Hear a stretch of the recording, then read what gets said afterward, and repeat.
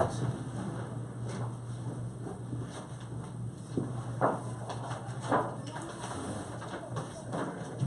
ready?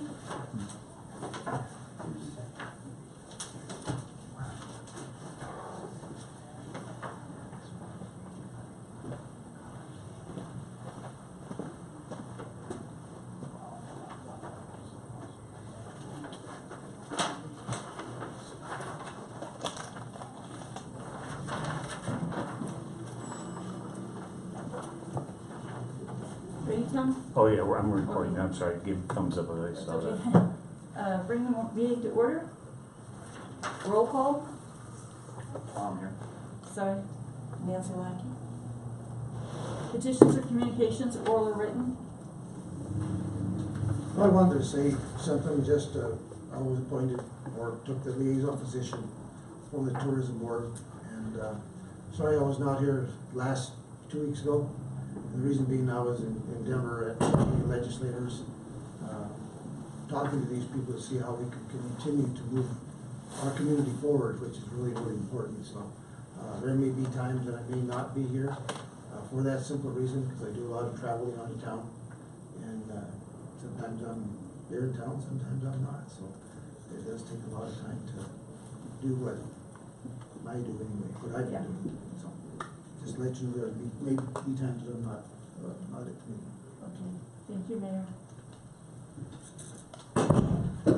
Recommendation to council to fill tourism board seat vacancy for a one-year term as an at-large board member.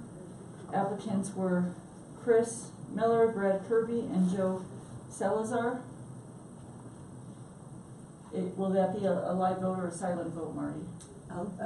Voice vote. Okay, so I would nominate Joey Salazar for mine. Also I, Joey Salazar. Joe Salazar. Okay. Recommendation. We will have to make that recommendation to council at the next council meeting if anybody wants to do that. Yeah, February 19th. Yes? Yeah, I plan on being there. Okay. Thank you, Si. Recommendation to council to retain Tom Kress as board member for a 2-year term as an at-large board member. I recommend. Okay. Recommendation to council to retain Cy as board member for a 2-year term as a lodging representative. I recommend. Silent. So do I. Election of a chairperson, nominations for the roll call vote. I recommend Cy. Michael's and Camilla as the co-chair. Yeah, or vice chair. Because I think I'm still in the learning process, and I feel I'd like to learn a little bit more from them. I agree. Any other nominations? You can close nominations. Okay. So Si is chairperson, Camilla is vice chair. Review of the 2019 tourism budget. In your package, you'll see the budget as it's been presented for 2019. All 2018 expenses are closed, so anything going forward will come out of the 2019 budget.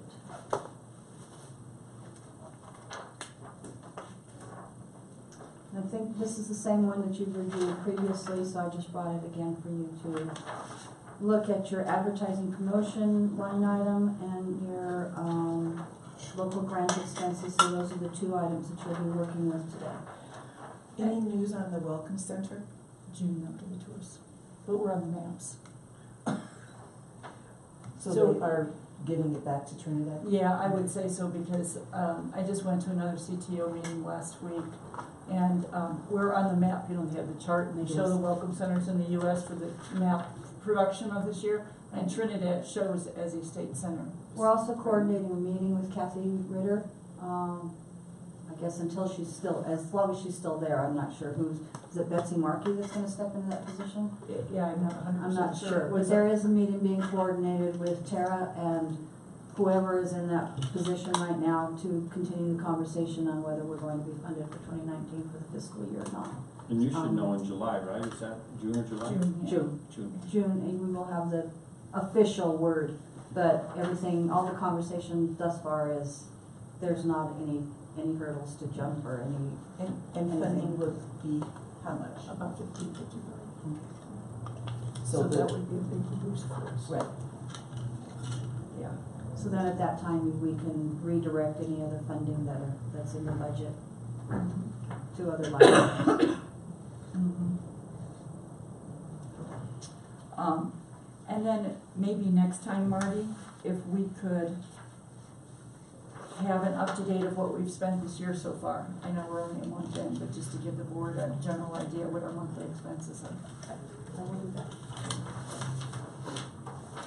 Does anybody else have any questions on the budget? There was one,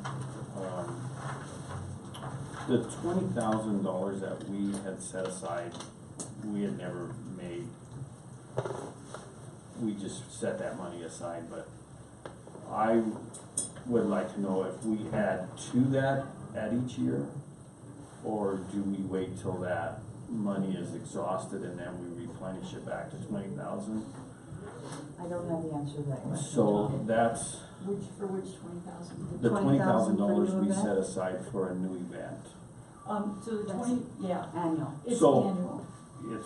It's annual, so if we don't get a new event, then the 20,000 is added to that, or We no? could spend it this year, we would just use a different line item if we wanted to. Yes. But, so, just to run by everybody, so we did Craft 101, through the State of Colorado Tourism Office, and it was, 16 different weeks, 6 times that they came down from the Colorado Tourism. And we worked through what is the graph of the way that the amount of money that we have, the best way spent. And actually, that biking initiative is what they recommended, and they recommend that we needed an outdoor event. And that's where that money came directly into line item for this year's budget, was because of the Craft 101 initiative. And if you'll notice on your agenda, there is a line, for event proposals, and so your consideration for that is in there. Okay. And then with that knowledge that we gained from having the Craft 101, we could decide next year that we wanted to do another 20,000 Right. or 30,000 or Okay. whatever. Alright, that's just the only thing I wanted to know was on that. Yeah. But the Craft Initiative says, you know, you need a signature musical event, a signature outdoor event, minimally, to grow your town, and that was one of the things that came.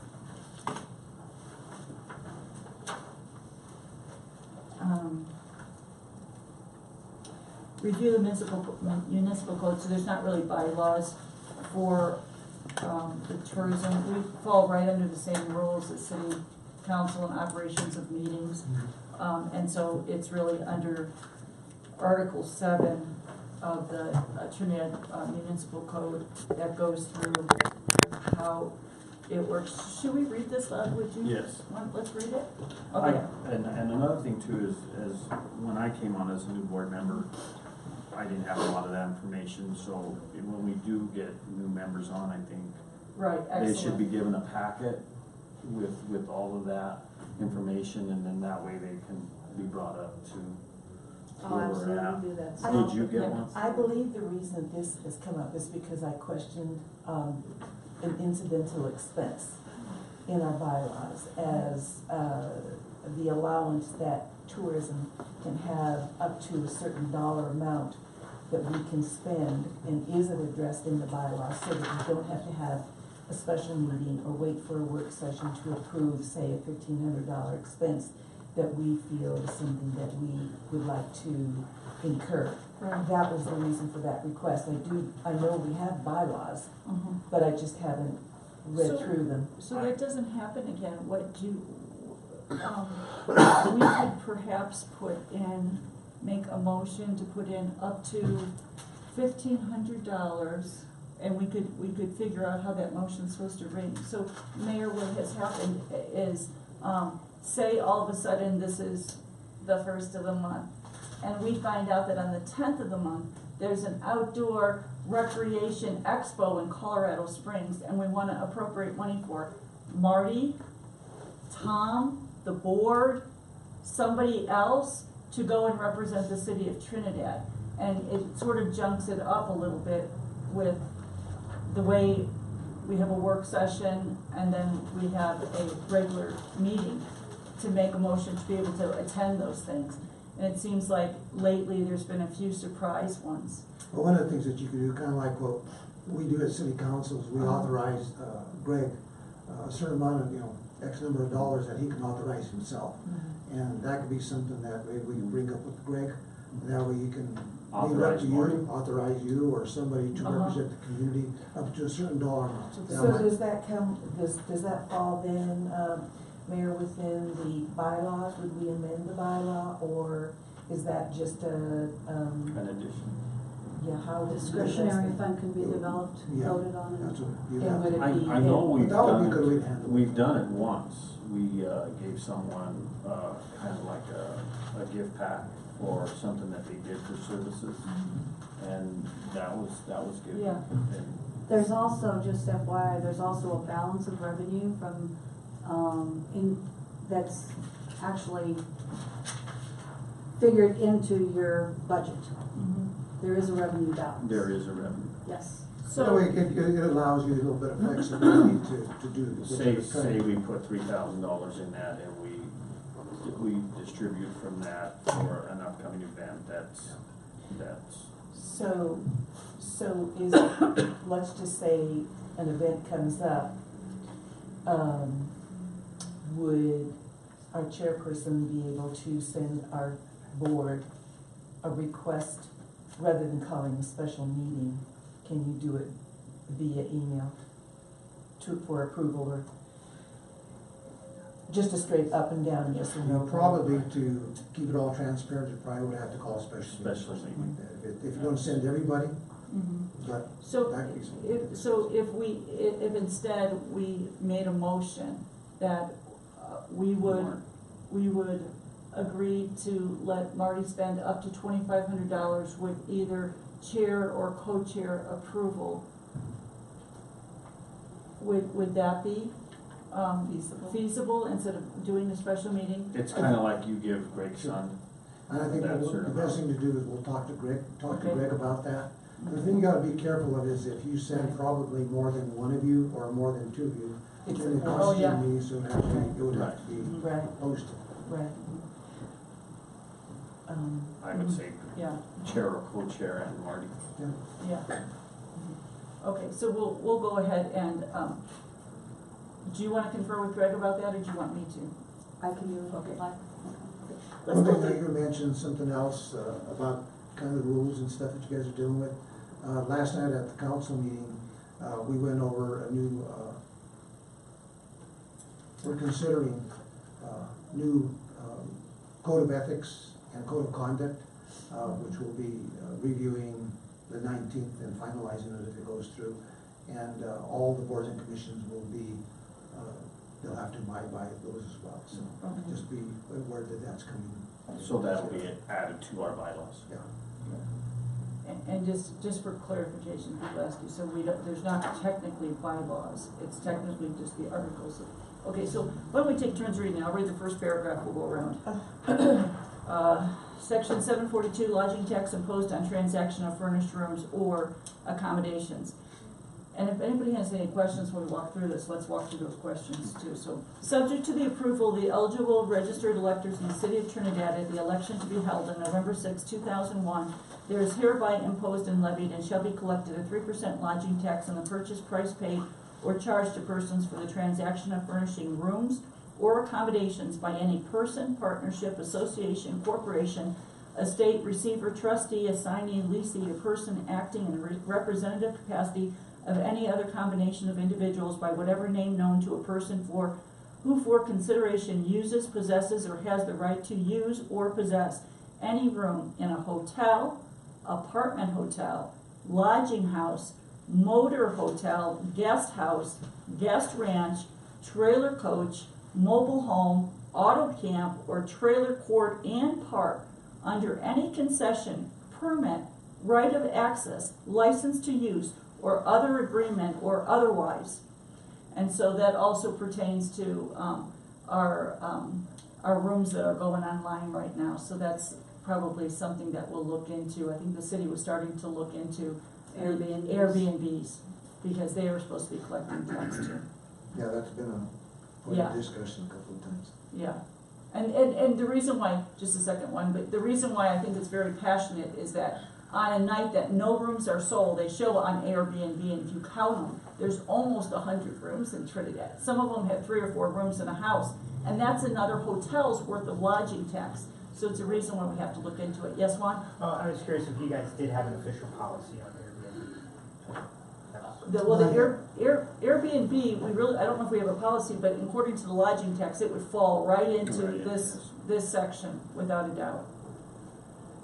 But I think that with Airbnbs in the area that we need to, I don't know how we go about that in the city, but we need to make sure that they have smoke detectors and all the stuff, because we don't want us to happen to us in this area. Somebody that's running an Airbnb, have a fire, if somebody dies, that's happened in outside places, so I don't know if we have any regulation for that or not. You know, what's interesting is that in meeting with other people across the state, Airbnbs is a point of discussion by many communities. Mm-hmm. There's a lot of discussion, there's a lot of issues. How would that be monitored, Mayor, as far as the safety issues? Do they have to get a permit? That's the tough part that's Is it- arisen. Is it not through code? I guess it should be through code. Mhm. put it that way. There are some larger cities that have implemented some sort of policy as to how they manage, and I think the fortunate thing right now is that with Fisher's Peak Ranch in the years ahead, I think Airbnb is only going to get bigger and more people are going to be looking at it. So the sooner you jump in front of it, I think it'll save you a lot of headache and give you a way of managing it better than other towns. Like you go to Winter Park or Breckenridge, and it's crazy. Like you can't even your employees can no longer get a place to live because people are getting more money off of Airbnb. They're not being monitored. And, it can wreak havoc on a community just as easily as it could be an asset. So Maybe there's a community out there that already has a model in place. What I'll do is next week, I'm supposed to be in Denver at a meeting at our Colorado Municipal League Policy group meeting. Maybe there And is a that's where I've community. been able to talk to some of these people, and I'll find out if there's anybody in there that has a good Community model response. that maybe we can tail off on. And it may not hurt to reach out to Airbnb themselves. They have a corporate sort of social person who's involved in these sort of issues. So, it might even be good to have a dialogue going with them because they would probably need to know who the best case studies are to use as examples as well. So. And I'll talk to Greg, we'll probably bring it up at a future council meeting for the discussion. Do you want to do the next few? What do we do? Sure. Do you have reading glasses? Yes. Or the prescription? No, it's okay, I've got them everywhere I go, I can't see them. Section 7-43, point of imposition. For the purpose of the lodging tax imposed by this ordinance, all sales are consummated at the place where the actual rooms or accommodations which are provided are located. Do you want me to read the initiative? Okay. Section 7-44, administration. The city lodging tax shall be collected, administered, and enforced to the extent feasible pursuant to section 29-2-106, Colorado Revised Statute as amended.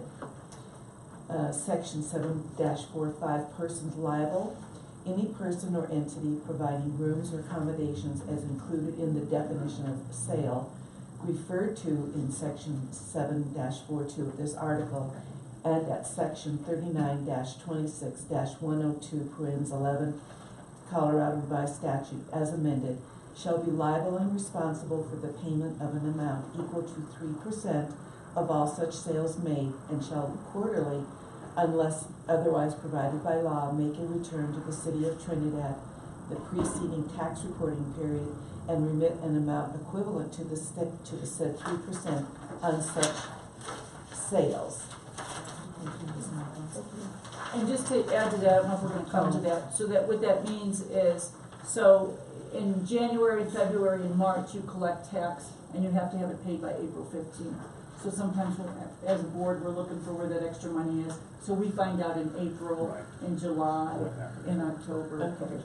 So all revenue collected from such city lodging tax shall be credited to a special fund designated as the City Lodging Tax Tourism Fund, which is hereby created. The fund shall be used only to advertise and market tourism. No revenue collected from such city lodging tax shall be used for any capital expenditure, with the exception of Tourist Information Center. And that's how the Tourist Information Center, how the trolley is, or the kiosks, or the other things that we do, mobile or not, how we fund that. You wanna? Section 7-47, lodging panel. Upon approval of the lodging tax by the electors, the city shall select a panel of no less than 3 citizens of the city of Trinidad to the tourism board to administer the funds. Members of the panel shall be appointed for terms of no more than 2 years from the tourism industry within the city of Trinidad. A proven marketing entity shall be contracted for the purpose of the advertising and marketing tourism. The panel shall oversee the contracted entity, and the entity shall provide an audited accounting to the panel and the city council on a monthly basis. Preference should be given to proven marketing entities domiciled within the city limits. Do you want me to read that? Yeah, go ahead. Initiative approval by the voters November the 6th, 2001, effective January the 1st, 2002, amended ordinance 1874, effective 2/13 of 09.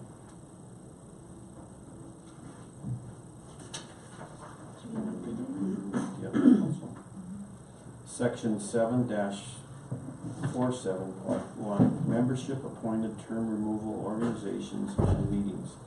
The city tourism board shall consist of 5 members, who shall be appointed by the city council and who shall be not a member of the city council or council officer, as defined in section 2-16 of the Code of Ordinances. Of the 5 members, at least 1 member shall be employed by the lodging industry, and at least 1 member shall be employed in a restaurant operation. The remaining 3 members shall be employed in or volunteer in business of activities which serve tourists. Ordinance 1677, effective 12/4 of 01, amended ordinance 1874, effective 2/13 of 09, amended ordinance 1927B, effective 5/11 of 12. And the background to that, just so everybody knows, is the original ordinance had 3 members from the tourism industry that were hotel related, but we couldn't get the other hotel people involved in wanting to sit on the board, so the board sat empty for a few years, so we had requested for it to be changed, and the city council had changed it. And sometimes that's good, because you not only have somebody from the different industries, Yeah. but you also have lay people from the community Yeah. that maybe, Yeah. hopefully, that they're up to par as to what's going on in the community. Yeah, and again, that was a merge of the ordinance from Scottsdale, Arizona, and Manitou Springs blended that Bruce Billings had did years ago, because that's the way their boards run, although locally we just couldn't get The other Yeah. hotels. Number 2, initial appointments to the tourism board shall be made no later than February the 10th, 2002. 3 members shall be appointed for initial terms of 2 years. 2 members shall be appointed for the initial terms of 1 year. Thereafter, all terms shall be 2 years. Ordinance 1677, effective 12/4 of 01. The city tourism board shall be subject to removal for just cause by a majority vote of the council. Just one shall include, not limited to, inefficiency, neglect of duty acts detrimental to the city's interest, malfeasance in office, or excessive absences. Absences by members of the board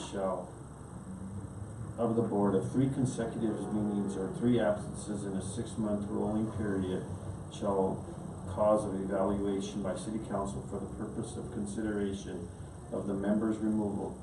The city clerk shall advertise vacancies in the newspaper of general circulation requesting the interested individual submit a letter so indicating the interest and qualifications for the positions advertised.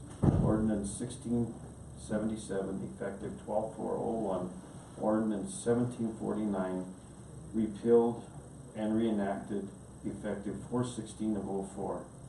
Number 4, if any member ceases to reside in the city, his or her membership of the board shall be immediately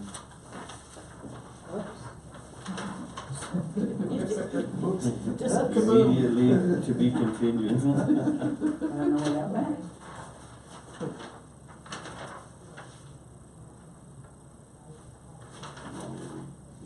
No, I'll read a little bit, then I'll let Nancy finish up. Organization and meetings, the board shall elect a chairperson from, just to clarify that, it looks like it's all in order because it's 1, 2, 3, 4, so we're not missing a page, but could you check on that just in case we are missing something? Organization and meetings, the board shall elect a chairperson from among the appointed members and creative, and fill such other offices as it may determine. The term of the chairperson shall be 1 year with eligibility for re-election. The board shall hold 1 regular meeting per month.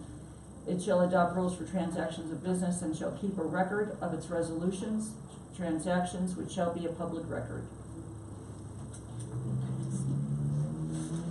Something I want to mention about that, and I don't know whether it pertains because this is a separate document from a while back, last year, at election time, where we changed the have to go to vote of people.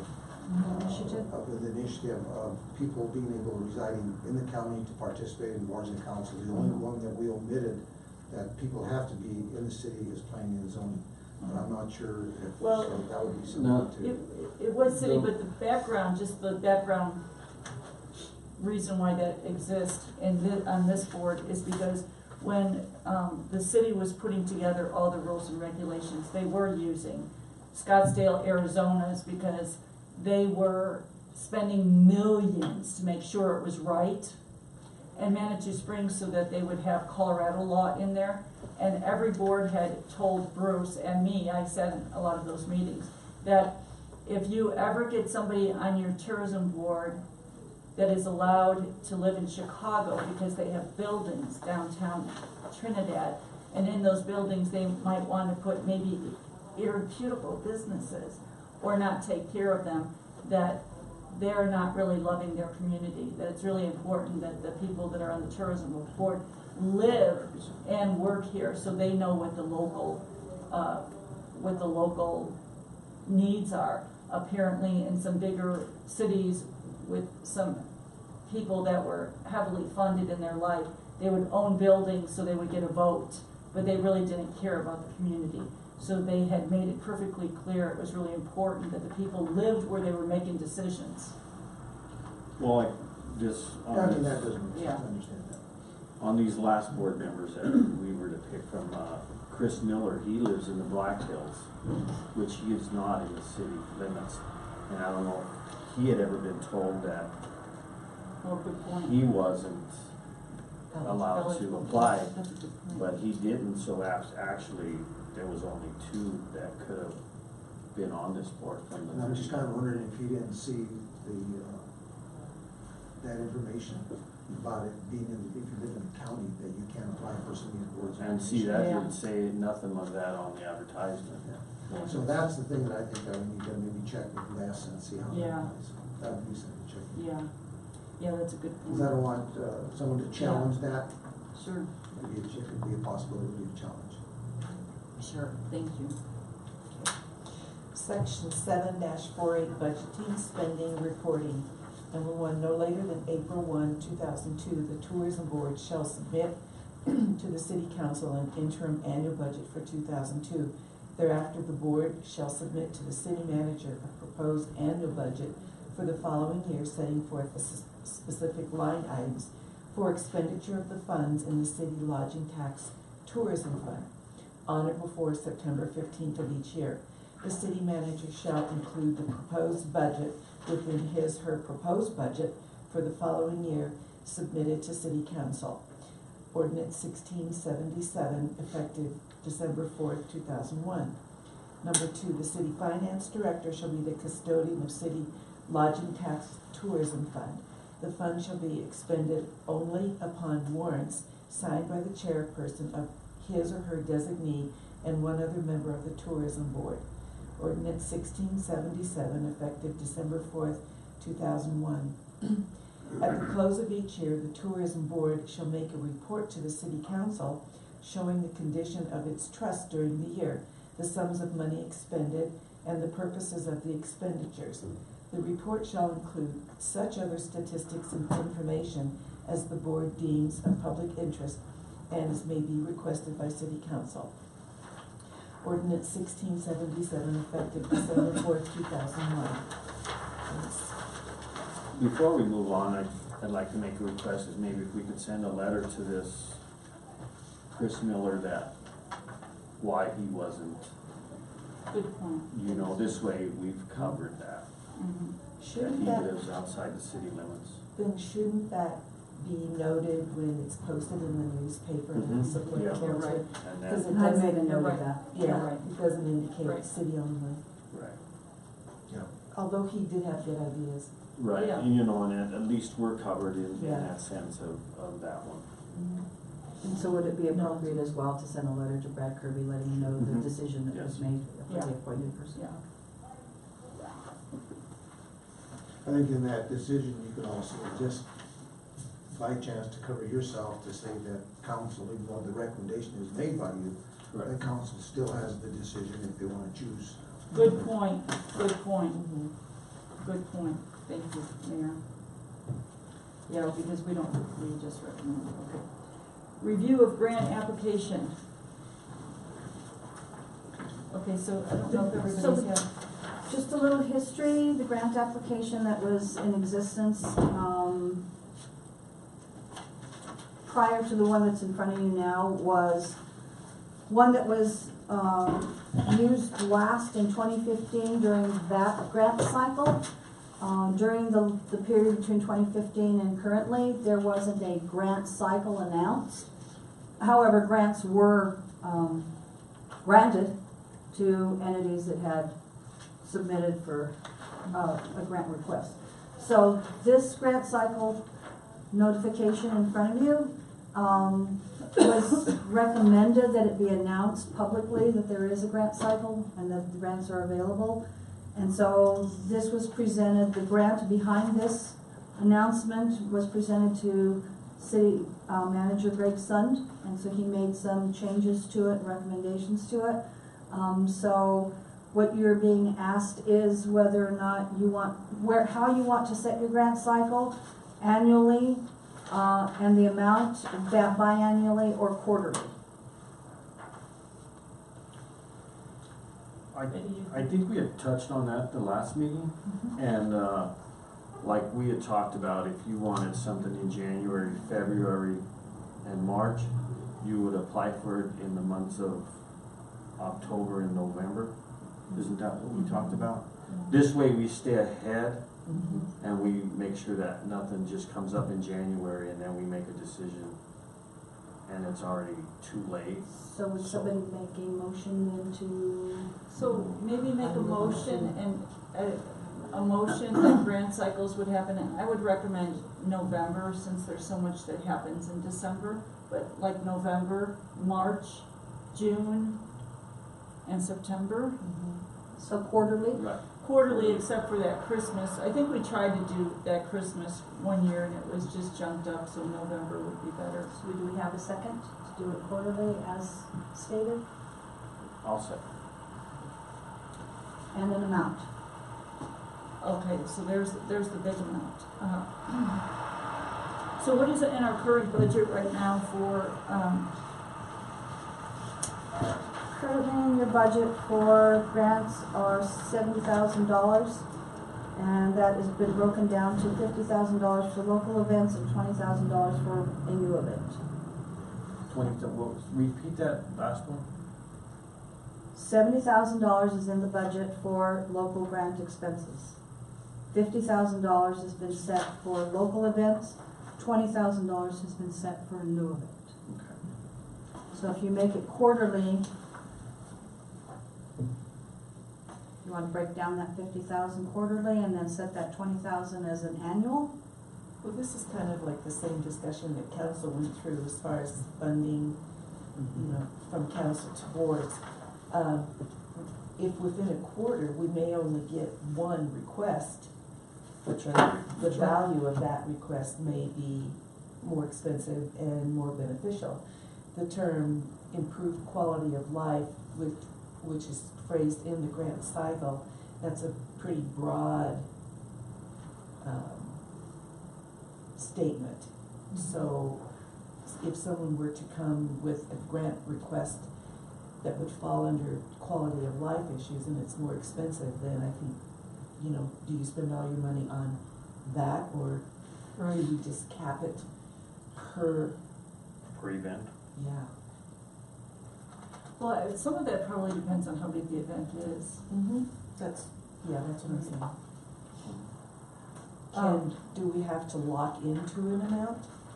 I think as long as we have the 70,000, we can always just, couldn't we? So what you could do is you could use this Until entire then. set, the entire 70,000 Mhm.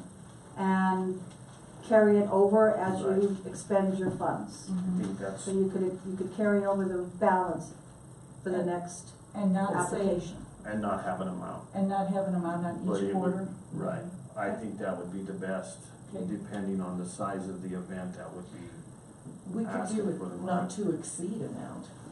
Then Could, that way, we're not giving it all away, but if it's an important event and we do a to not exceed amount, that may be a way to approach it. So so look at the events that we currently have going on in town.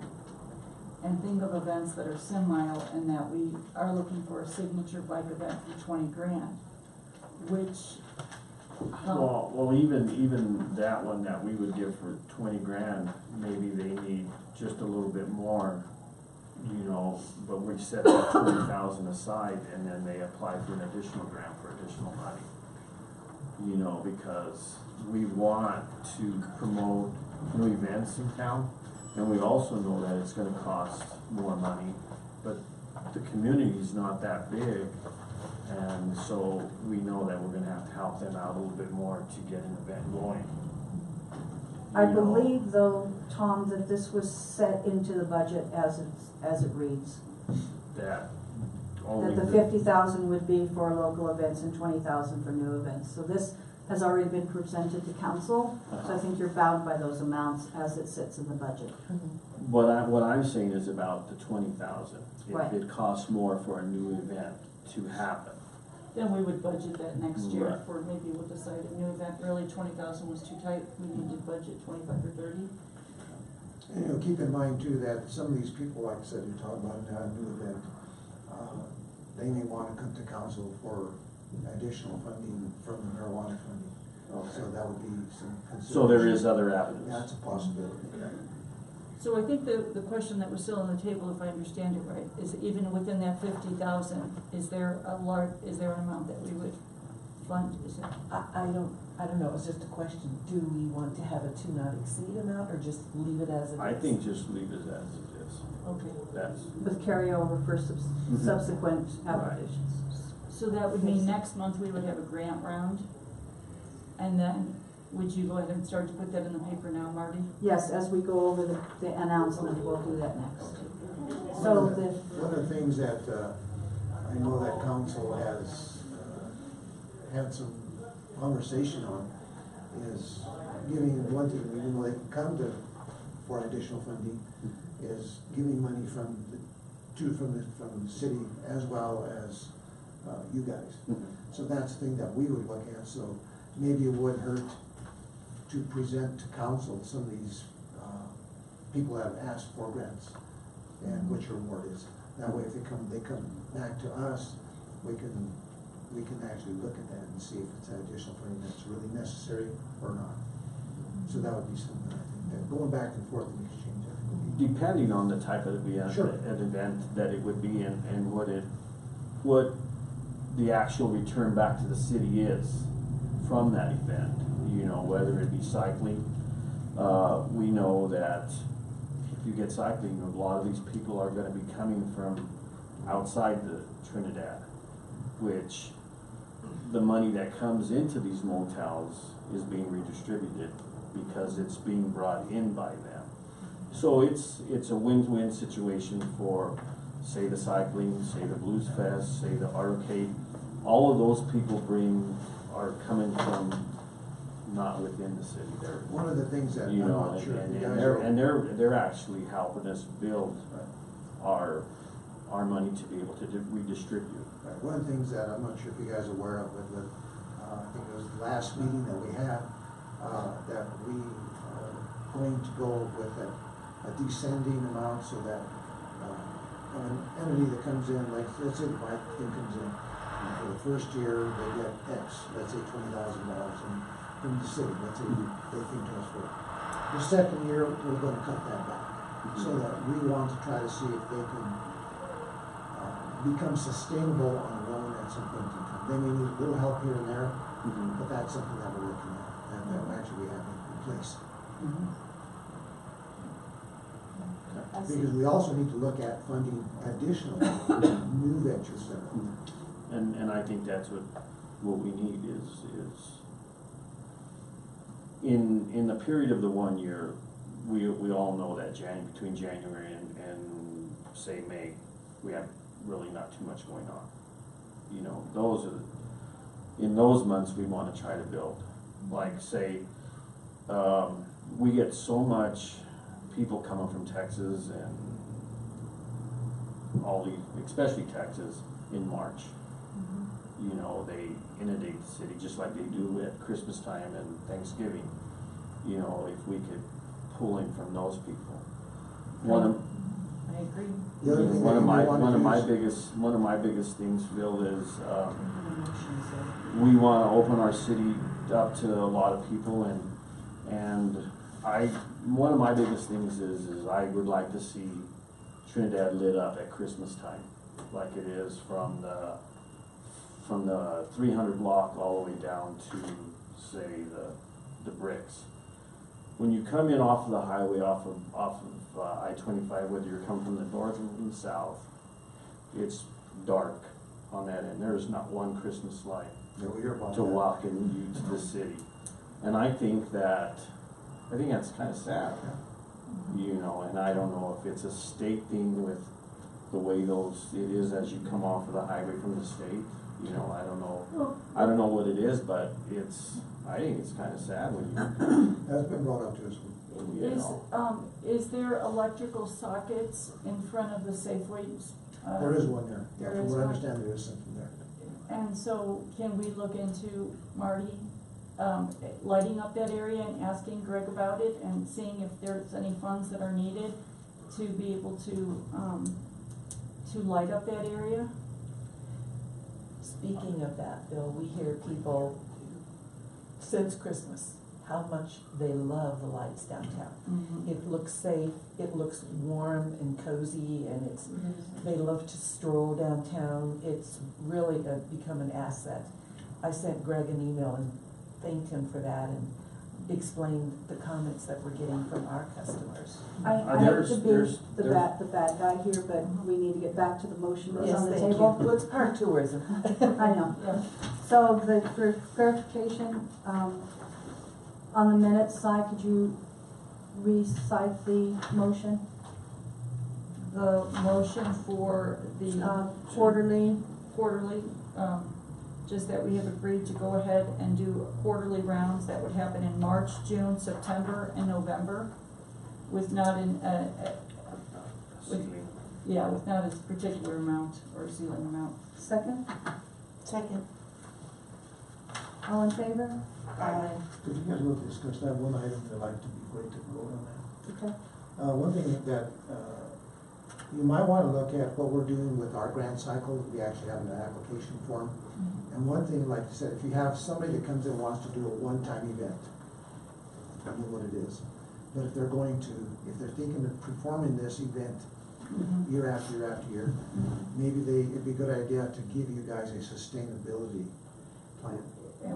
That way you know what you're looking at each year. Yeah, So, yeah, we did that too with Artocade. Artocade started, the tourism board funded it for the first 3 years, at like $30,000 a year to get it going. And That way you know. I think that's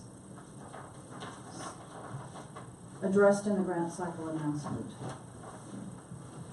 That they're required to show, yeah, or it can be written in. Okay. Okay, so the next motion then, I guess I would be, to change the reading, or the way the grant cycle is currently written to include all tourism-related events, activities, Yes, rather than just nonprofits. correct. Discussion, or? So what that means and what that changes is that our grant cycle said 501c3 attached to our materials, and now it's for all. So in an instance, if Howard wasn't part of a 501c3, but he was part of a group of people that were trying to do a bike race in Trinidad, and it wasn't really a 501c3, it might even be attached to a business, we could still approve $2,000 for marketing dollars towards the event or something. Also like Trouts Unlimited, does it have a 501? Yeah, that's it. Is everybody good with that? Mm-hmm. Okay, So, motion? so that I motioned second. Oh, I thought I seconded. That's a different motion. Yeah, you're on. Second. All in favor? Aye. Okay, so as it stands then, all entities that are tourism-related can apply for grants. They do not have to be exclusively a 501c3, correct? Non-profit, correct, they could be. Okay. Approval to announce acceptance of applications for tourism grant draft announcement attached for review. And So we will change that 501c3 as highlighted. You don't want to specify grant amounts, is in the next highlight, correct? correct, An organization may submit multiple applications yep, for separate programs. However, any funded program may receive only one grant per year, which runs from which date to which date. So you need to vote to run your grant cycles. So a date beginning as of today, or as of the announcement placement, as of today is fine. as of today. So February 5 or 6. All right, and then the next, all applications are due by close of business on, do you want to set a deadline? On December Well, 31st, 2019? I don't know, however you want to do that. so. The previous application had a date. It just was like March or. Right, there you go, because it's gonna be broke down like March for Quarterly. the summer and then September for, So March 1, June 1, March 31, June 31? I'd say March, what's the first? March the 1st, are you good with March the 1st? Yeah, So March 1st, June 1st, September 1st, and November 1st? correct. Okay. And then the other one is applications will be considered by the tourism board and grant awards will be announced on specific date? The end of the month, March March 30th. 31st. Right, No, because the then we'll way have it our is. work Yeah. session and then we'll have our regular meeting. So end of month. So it'd be the end of that following month. And so my only question was, did you want the grant application available online, digitally, or just I think to be a hard copy submitted. that they can pick up? A hard copy to be submitted. Okay. Well, submitted and picked up, they should be able to print it off online. So you do want it placed digitally online? Well, I think it should be. Yeah, but it just means deliver to you the hard copy. Yeah. Right. Yeah, Yeah. thanks.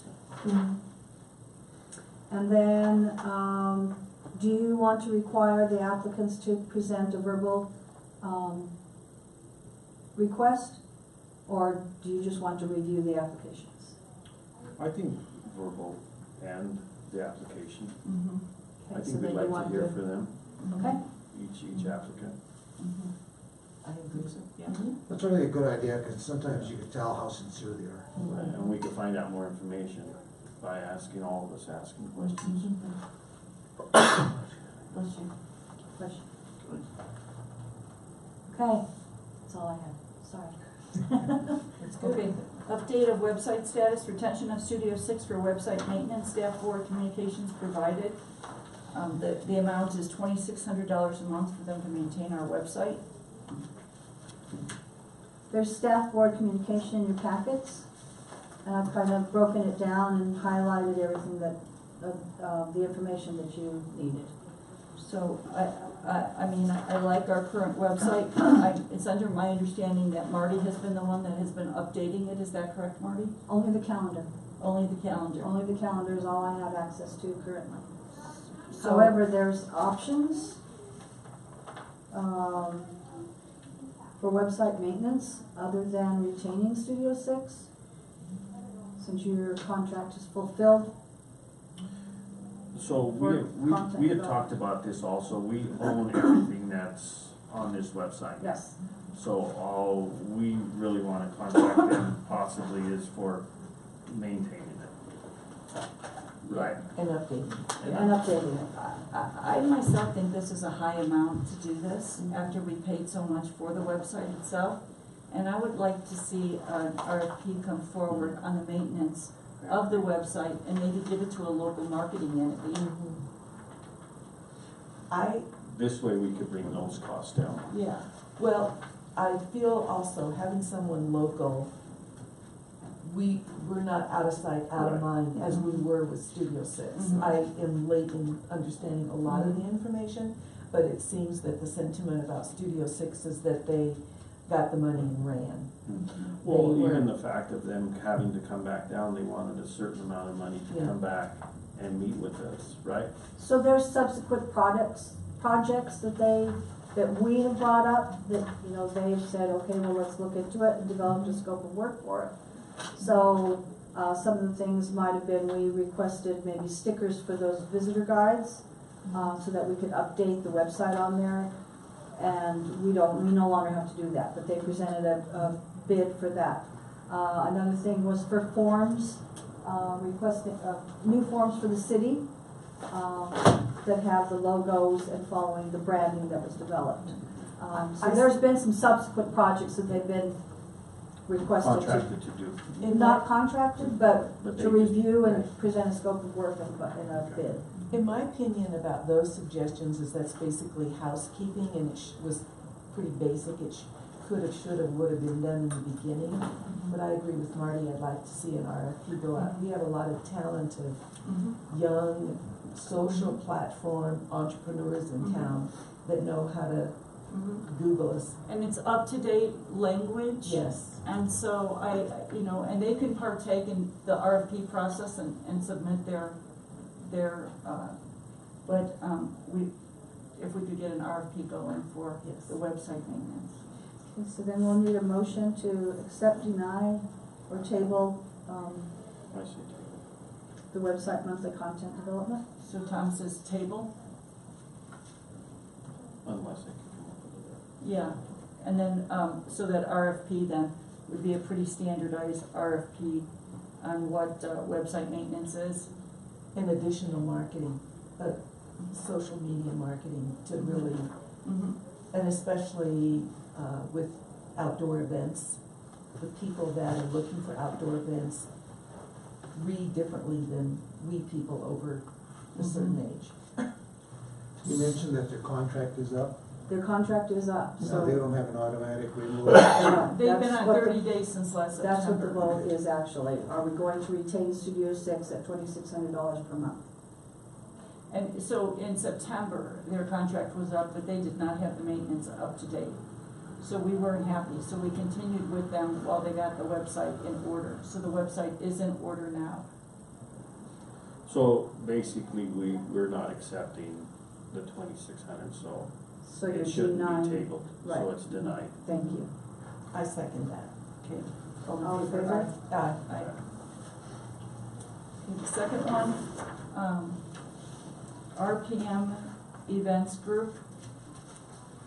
And this is the group that was recommended through the Craft 101. And I really think that Tara worked at the state level with the Craft 101 initiative and these people, and that we should really have Tara's voice in this. This was a huge initiative through the state of Colorado. And so I think we should table this until Tara comes back. What does that do to the Explore Los Animas dirt services, the Wandela Roca proposal? It comes up later. Yeah. Okay. This is just because this was worked through the state of Colorado Tourism Office and Tara, and they found that these people and recommended our Craft 101 initiative to include this. So I think that Juan's is separate, but I think that this should be tabled until we hear from Tara what the other funds, or if there were any from state level that were bonded to have this happen here, I think. My personal opinion on this is that we've been down the road of studies. I personally don't understand a 3-year study for $25,000 when we've already done studies of the same magnitude that they're proposing. And they might have been proposed by the state, and the state not knowing what we already have in hand here. Yeah, I still, in respect to Tara and the Colorado Tourism Office, I still think we should table this. I also think so too. I just think there's maybe something in there that Tara can offer us that we don't already have. Since it's a separate thing from this other one, it doesn't. Yeah, I hate to make a movement on that just because I heard it was left over. Okay? So we've all decided to table a motion to table? We're allowed to, okay. We've tabled that. Okay. Okay, the next one, a cycling tourism campaign. Did you take a motion and vote on the table?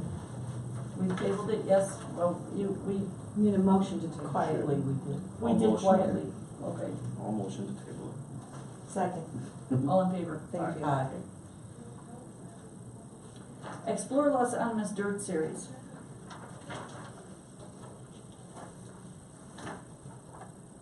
Okay, so this is, In my reading of this is a proposal that interfaces with the last proposal that we're tabling, but it's advanced, because most of the issues in the tabled proposal, has been submitted through the Los Angeles County Cycling Tourism Campaign. My thought is that, due to the timeliness of the biking season that's coming up, I personally, and I'm not going to recuse myself, but I have had extensive conversations with Mr. Della Roca about this, and it fits in perfectly with our outdoor recreation needs that the state tourism is also asking that we seriously work on.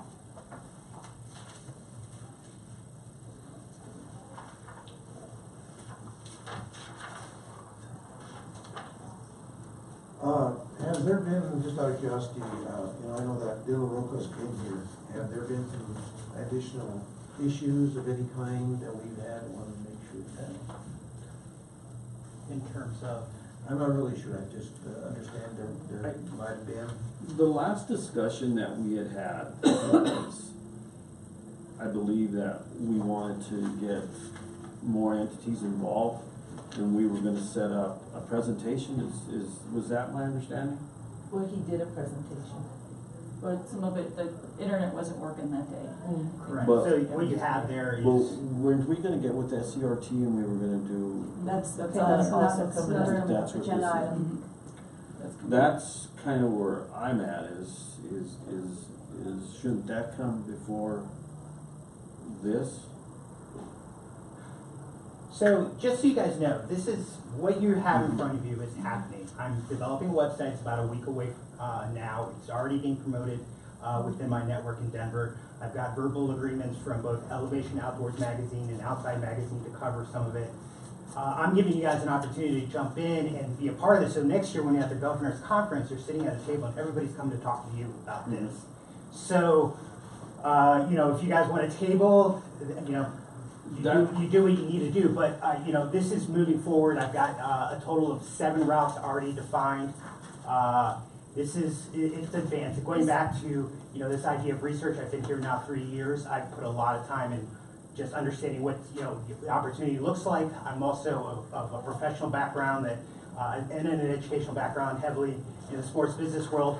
I'm excited, I'm very confident about this because it is going to be something that's going to be really successful. What I'm hoping for is that each one of these events, at these one-day ride events, will have at least 100 people. I feel pretty good about that. It's not out of the question to see as many as 300 to each of these. In fact, I don't want to see more than 300 because at that point that starts to get a little, you know, more unmanageable. But this is going to be really awesome. I've already had a lot of conversations with people in Denver. People know about this. I've got a group coming down the first weekend of March. We're going to start shooting photos and shooting some video at that point as well. So, yeah, you know, that's where we're at with this. So just for clarification's side, we need to specify that any grant funding is used for marketing and advertising purposes. Right.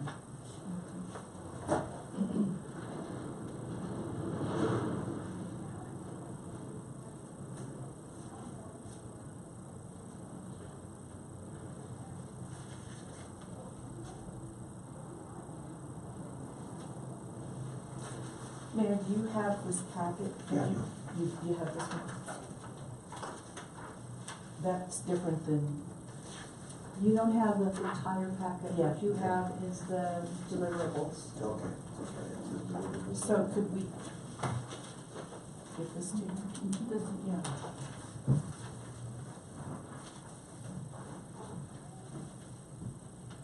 Thanks, Marty. Mayor Rico, I think that this type of event would eventually be on par with Artocade. That is that type of an event. It brings the type of tourists to Trinidad that we all want. Well, I agree with you 100%, and especially moving forward with the Fisher's Peak deal. Correct. You know, of course, that's a little longer term, but maybe down the road 2 or 3 years, Correct. what this could expand into. I think we The need number of trails that are up there I think that are expensive. I think I think getting started on this in the early stages puts us way ahead of the game for the Fisher Peak, you know, turnout. I also believe that this is the type of a project that we can encourage kids. We can have kids races. It gets them engaged into possibly working on the trails so they understand, you know, the conservancy of the land, the care of the land. It goes beyond what I think, just talking to people that come into our business, that come here for the trails, it's a family event. And I think we would be a great service to the community to nurture this. Well, and I agree with you, Yeah. More so in that, we know, for instance, the marijuana issue may eventually dwindle some down the road. So we need something to replenish that tax revenue that we may lose at that time. And I believe that recreation, you know, and the tourism and the downtown projects that we have going will fill in that gap and exceed it. And the ancillary services that can come from this, we do need, and as the state tourism office has said, the rec office has said, we need a bike shop here. We need bike repair, supplies, helmets, the other businesses that can fall away and aside from this event, opens up a whole new economic engine for us. Yeah, there's a bike shop in town, but I don't really know how much marketing they do or advertising. They're mostly online. You know, so I'm not really sure how much is Here's, out there. can I bring up a point? I mean, I don't know if we're gonna discuss this individually later, but, I think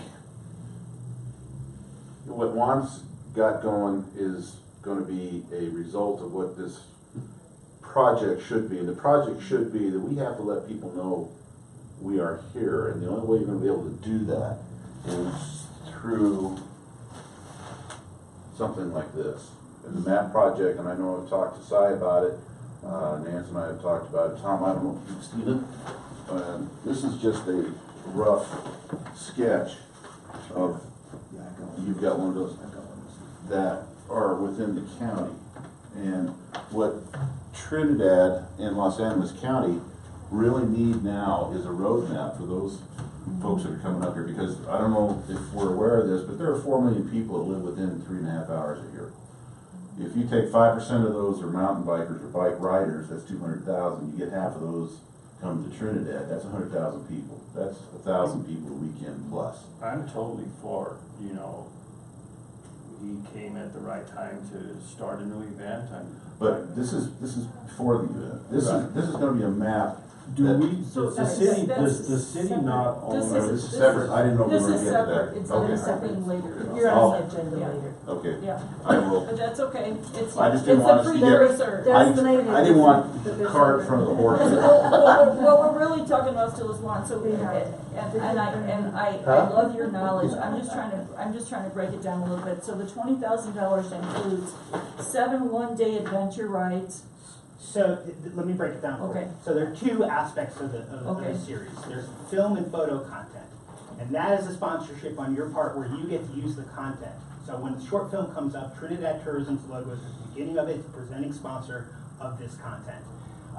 Then you'll also get access to snippets of video as well as photographs that you can use on social media, Instagram, you can put on your website, you can use all the content in a way where it promotes the area sort of thing. And it's coming through the voice of Trinidad Tourism Board, or the city of Trinidad, you know, however you want to sort of structure it. It also puts you, as I said again, up there with the Colorado Tourism Office, puts you on the front end of, you know, a trend that's, I think is huge. I think people are going to go crazy about this, because, you know, in the last several days, I've just had some really great conversations with people, and so the other thing I did with it, I set it up in a way where it's sustained throughout the season. So one of the things I would love to help with is, what sort of impact are we having in terms of lodging? So how are we tracking that? You know, what sort of, you know, ability did we, you know, be able to do to say we attracted X number of bicyclists throughout the year? I think we're going to notice it just by people being on the street riding their bikes. Right. And you know, I think by June, July, I really see this starting to take off. There's also a component of it as well with the sponsorship that will be facilitating us engaging with members of the cycling industry, getting them down here, getting them experiencing this place, pushing it out through their networks, people like Outside Magazine, who have that sort of network to really talk about us in a way that's fresh and different because of the fact that very few people do know a little about this area. And it's so ripe right now for people to just discover, and they're going to go crazy because they're going to. I just put together 9 routes to go from anywhere from 62 to 100 miles. You cannot do that anywhere else right now in the state of Colorado. Well, what are some of the sponsors that you've spoken to that are willing to? I'm currently participate? talking to a fairly large beverage company, Guayaki. They're a yerba mate company. They've been in this space, involved with cycling tourism related events like this, as well. Trying to get some of my, you know, if they don't work, I have other people, like I have contacts at Red Bull. I also, I am talking to a fairly large outdoor company that I'd rather not say who they are yet because I just don't want to. Do you have anybody locked in with you yet?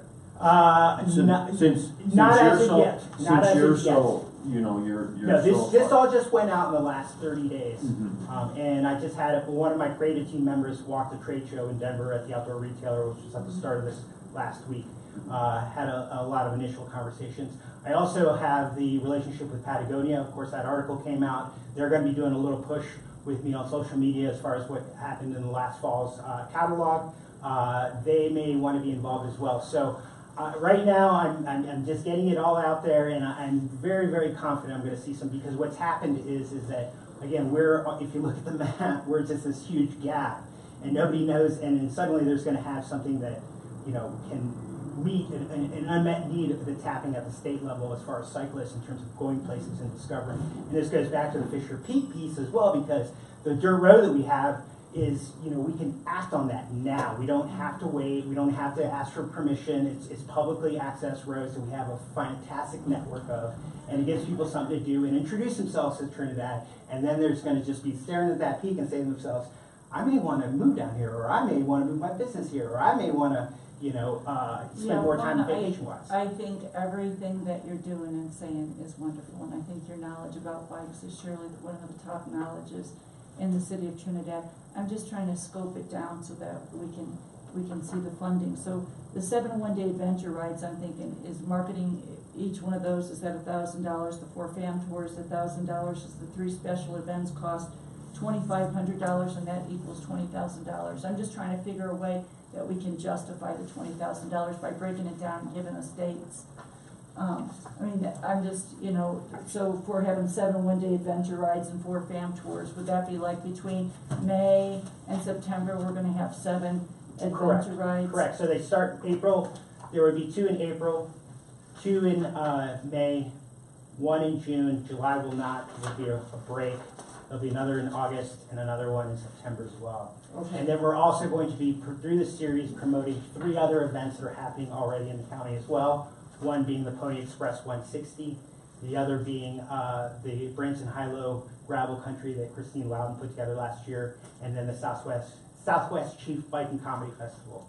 So I developed an adventure day ride for working with Wally to figure out how can we offer something of cycling for people who are going to want to come here and really get after it. Have you done anything like this prior to Yes. this? Yes. Where at, and what kind of success have you had, and where was it done at?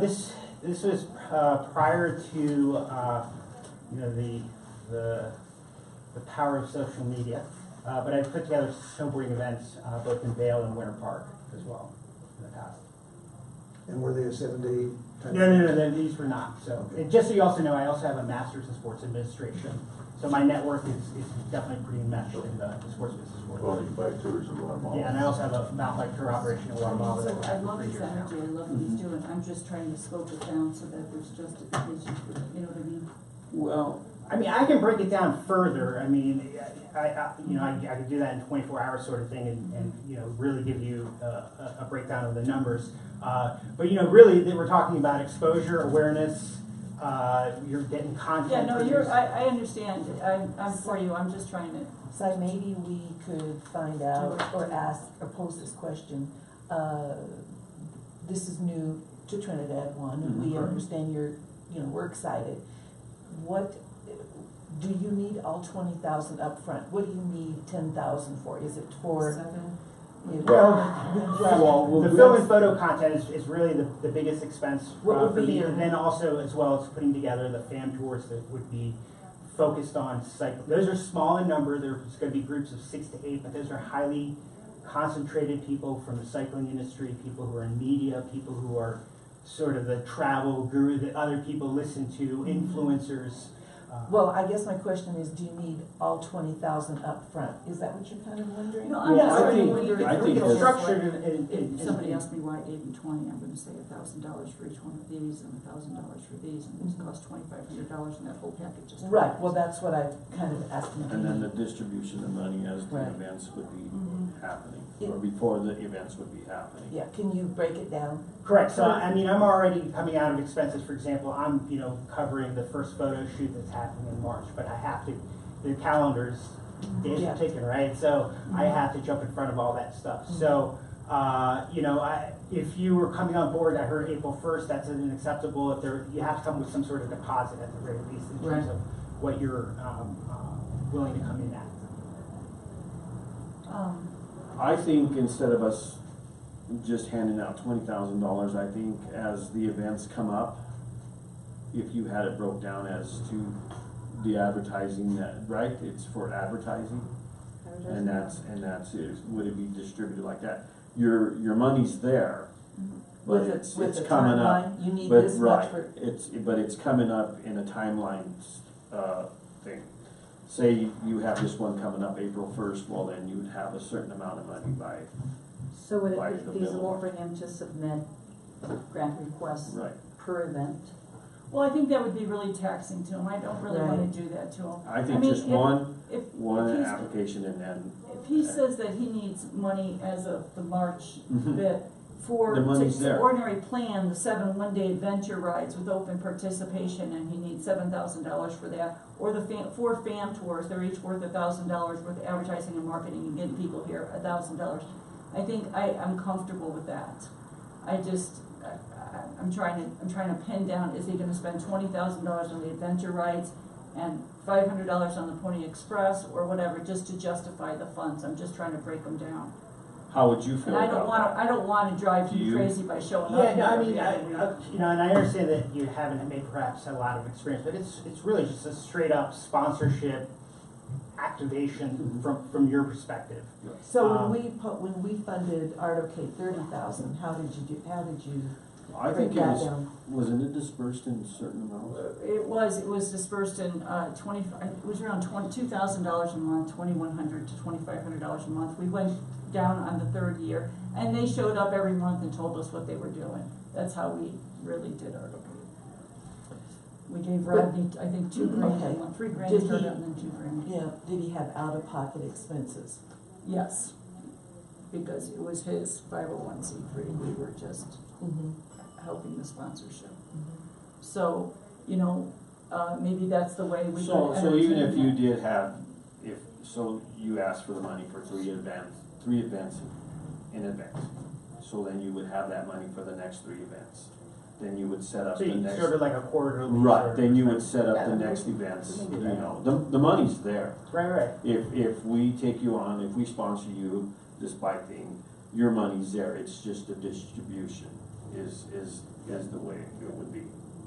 Would that be fine? Yeah, we work, I mean, Well, I'm thinking too that and based on what Nancy says, is that if we went back and said X amount of dollars per month for the next 6 months, I don't know if that amount would be $2,000 a month for 6 months.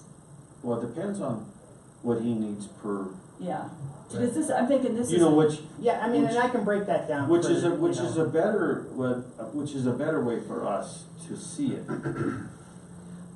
I personally don't think $1,000 a month is gonna go Right, very No, far. right, I don't, right, I don't right. either, Right, he I was needs, just trying to, What I if think we the break it event- down the into event needs- quarterly payments? I think it's, it sounds to me like a schedule of events, Right. number 7 events. Mhm.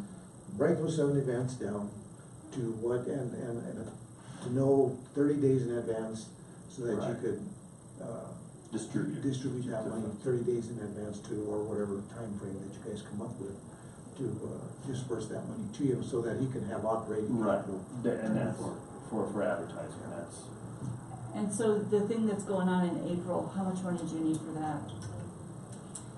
I just don't wanna choke them up by having Right. fluidity. You know, if we're gonna do it, we can, let's say 5.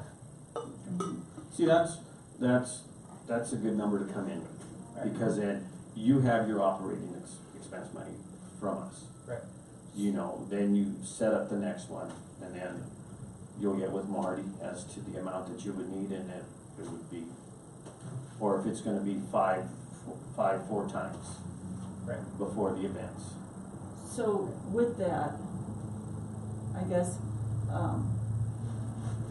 a list of what you would do for the first 5,000, and then with that at the same time, since we have a grant round going on next month, I really wanna see the breakdown of the 7 one-day, the 4 fam tours, the 3, I don't have any problem funding it, I just need a little bit more transparency and dates on when it would happen. No. Yeah. I understand. Yeah. Only because it's not just one event that's gonna happen in May, there's a bunch. Just so you understand, this is a whole new thing for us, to distribute $20,000 out To for someone a new who's event, just giving us which- 7 days of this and 4 days of this without hard dates. Which I feel is great, because it's a sports event, Yeah. we have the Artocade, we have the Blues Fest, we have different things coming, and if we can Mhm. get a diversity of those things, Well, that's what I, and you know, obviously this is a first run of this, Mhm. and I've already been thinking. I have more routes already Mhm. planned, sort of thing, and I've been thinking about what does this look like moving forward on a Right. yearly basis, sort of thing. Because one of the things I designed these as well is it's ideal to have these people all come down for that one day, for that one adventure ride day. But the reality is that, not everybody's gonna, be able to do any particular one. And so the routes are going to live on. So they're going to be something that people can do throughout the year. So then when we start talking about January to May, there could be days where there's a future adventure ride days on those month days. And the great thing about us here is our winter isn't outrageous, that we can't still play in this space. And that's great in clarification on that. So I understand that you're also you're devising an adventure ride of something that you're gonna do that's gonna be on a cell phone or on something else that people can choose their ride for those one-day rides. Right. So yeah, if we could just break that down a little bit, is that good? It's good. Is that good? Yes. Okay, that's good, very good. And I really wanna see outdoor adventure, me, myself, and bicycle. I really wanna see explode in Trinidad as much as we can do. I did get All Trails on my phone, and you're probably familiar with that app? Yeah, Yes. so the All Trails app was incredible. It had the wormhole loop, it's got so many, right on our phones is incredible. I was actually thinking of devising something at the hotel that says 4 local trails right now. Download All Trails and bring up, because it was amazing how many were on the You phone. just mentioned something as well. I'm sorry, I just want to. Cotrex is actually another app that. Cotrex, how do you Yeah, spell that? there's going to be a webinar on that too. Yes. But something else you mentioned that I am going to have a section on the site about travel, getting here, lodging, places to stay. So I don't know if I can certainly approach individual hotels, but I don't know if the board wanted to have a sort of like collective conversation about is there a discount rate that we want to offer people for this sort of thing? Is it going to be left up to individual hotels, or does the tourism board want to say, hey, let's collectively push this? I've dealt with the hotels and But most of these people, I'm going to just guess, may have camping facilities, vans, teardrop campers. And this goes back to Airbnb as well. I think Airbnb is something that can be promoted here. Because I was looking at, offering something like just a simple B&B, a hotel, campsite, and then Monument Lake. and an RV sort of thing. Trinidad Lake, for instance. Yeah. The thing about The it- challenge with them though is I think they're just always booked. Well, Trinidad Lake right now, everything's done online. Right. And reservations are All required. state entities now are done online. How big of a marketing area are you doing this in? Man, I think we're talking Denver, Colorado Springs for sure. All of Central Texas, Houston, Dallas, San Antonio, Austin, Oklahoma City, Tulsa. I think those are going to be big markets. I've seen a lot more cyclists coming here from Oklahoma in the last year or so. I also think with going back to the Southwest Chief, we do get opened up to people in Chicago and Kansas City. You want a quick jaunt, you want to go somewhere for a long weekend, here you go. We talk population-wise, Denver, Colorado Springs, 4 million, Central Texas, 17 million. And where do they all come through? Here. So we're in good shape. okay, so you'll get back with us on Yeah. that. So you'll need a motion? So a motion to table it for now as Juan gets back with us for just Pending his Yeah, breakdown. pending his breakdown. Second? Second. All? Aye.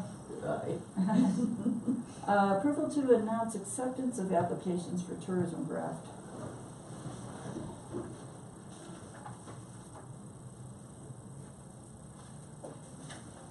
Oh, we've moved on, okay. Oh, wait, I'm So lost. we're- Tourism. Yeah. SoCo Tourism Summit Dinner. We have a grant in front of us to be able to,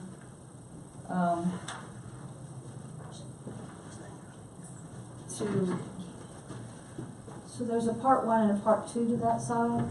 One is to fund the venue for the event at $550. And the second portion is, Ashley and I forgot to put in there a catering option. So there's 3 options to provide, meals for those guests. One would be hiring a caterer, 2 would be, compensation for the restaurants participating, or 3, if you decided to hold the Taste of Trinidad contest, to purchase a banner for the contest. So first one would be the venue.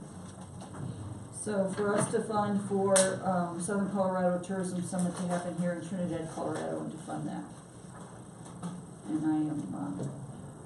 And I'm for funding it, because if we don't fund it, they might go elsewhere, or not be happy with us, because they'll have to come up with their own money. I'm fine, yes. Yeah, and the funding for that venue is $550, is that correct? Yes, ma'am. Okay, so we need a motion, So moved. second, Also, all in favor, aye. I, Okay, number 2, Marty? Would be the 3 options to provide meals for the visitors would be hiring a caterer, providing monetary compensation for Taste of Trinidad restaurants that would participate as proposed by Nancy. She said to invite local restaurants as And a how Taste would of that- Trinidad event. How would that money be distributed back to the restaurants? Well, my original thought was that if we had all the restaurants involved and it was set up in a buffet type, No, I'm for it, I'm just trying to Okay. figure out how we can- every restaurant, and I think, how many people are attending, Marty? 50? Between 50 and 75. Okay, so it's not a lot of food per restaurant. I was thinking, it also acts as exposure and marketing and advertising for the restaurants.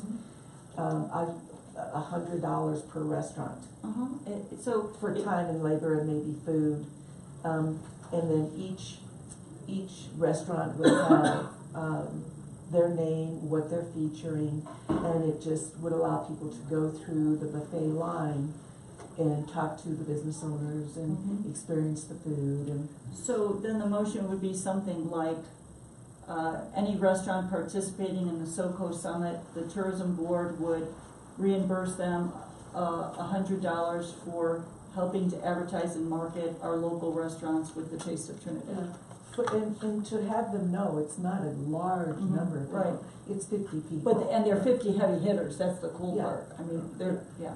and I think So like that's the your taste, motion? like the Taste of Trinidad would be good, because they're gonna go say, hey, well, this came from here, or, you know, Yeah. this. So that was a motion. And do I have a second? Second. All in favor? Aye. Aye. Okay. Very good.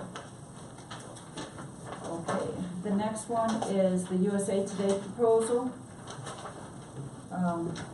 Rockies is 8,000, summer travel guide 7,500, national parks is 7,500, Texas and Southwest travel guide is 7,500, hunting and fish guide is 4,000, and it would come from our advertising and marketing line of $25,000. Who likes those, who doesn't like those, and what do we want to promote here in Trinidad?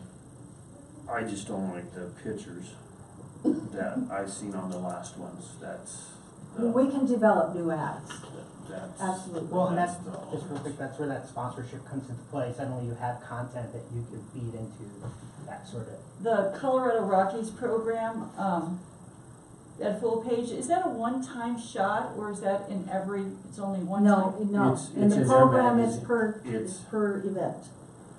So it's per event, so that's not like that we get in the Rockies guide all summer long? We do. We do, and it's, Yeah, so every time you have a Rockies baseball game, they have a program, and there's, see, like, I've never seen it, but like that Rockies program, I would like a picture of the golf course with the tournaments that we have. that's the Rockies magazine. The Rockies magazine, Program. right, So the program is, well, we're in a page in there, we could still do the, yeah. we could. What still I would do- like is a picture of the golf course with the tournaments that we have available, since it's a Sports. summer event, it's sports. Is it best to put it in the Rockies or the summer travel guide? I think the summer travel guide, Yeah, I Should- don't see should. the relevance of a Rockies program for us, I really don't. I do, because that's, I mean, so many people in Denver are looking for places to go. I mean, and we have one of the best 9-hole golf courses in the state of Colorado. And I think we don't advertise city entities like we should, like Monument Lake, I think that should be in like an outdoor magazine. Just a picture of the lake, picture of the lodge.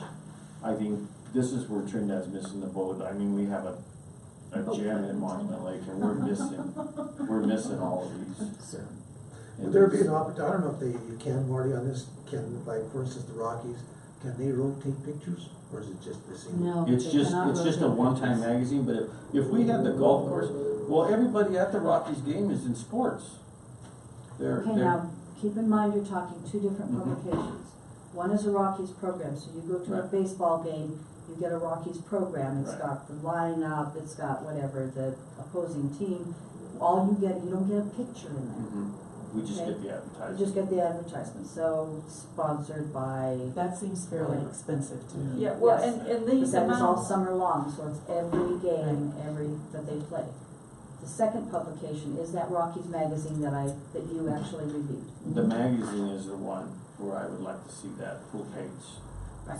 So- That's the $8,000. Right. so, The big question is how, if that, for instance, the Rockies, you only get a line item as a sponsorship.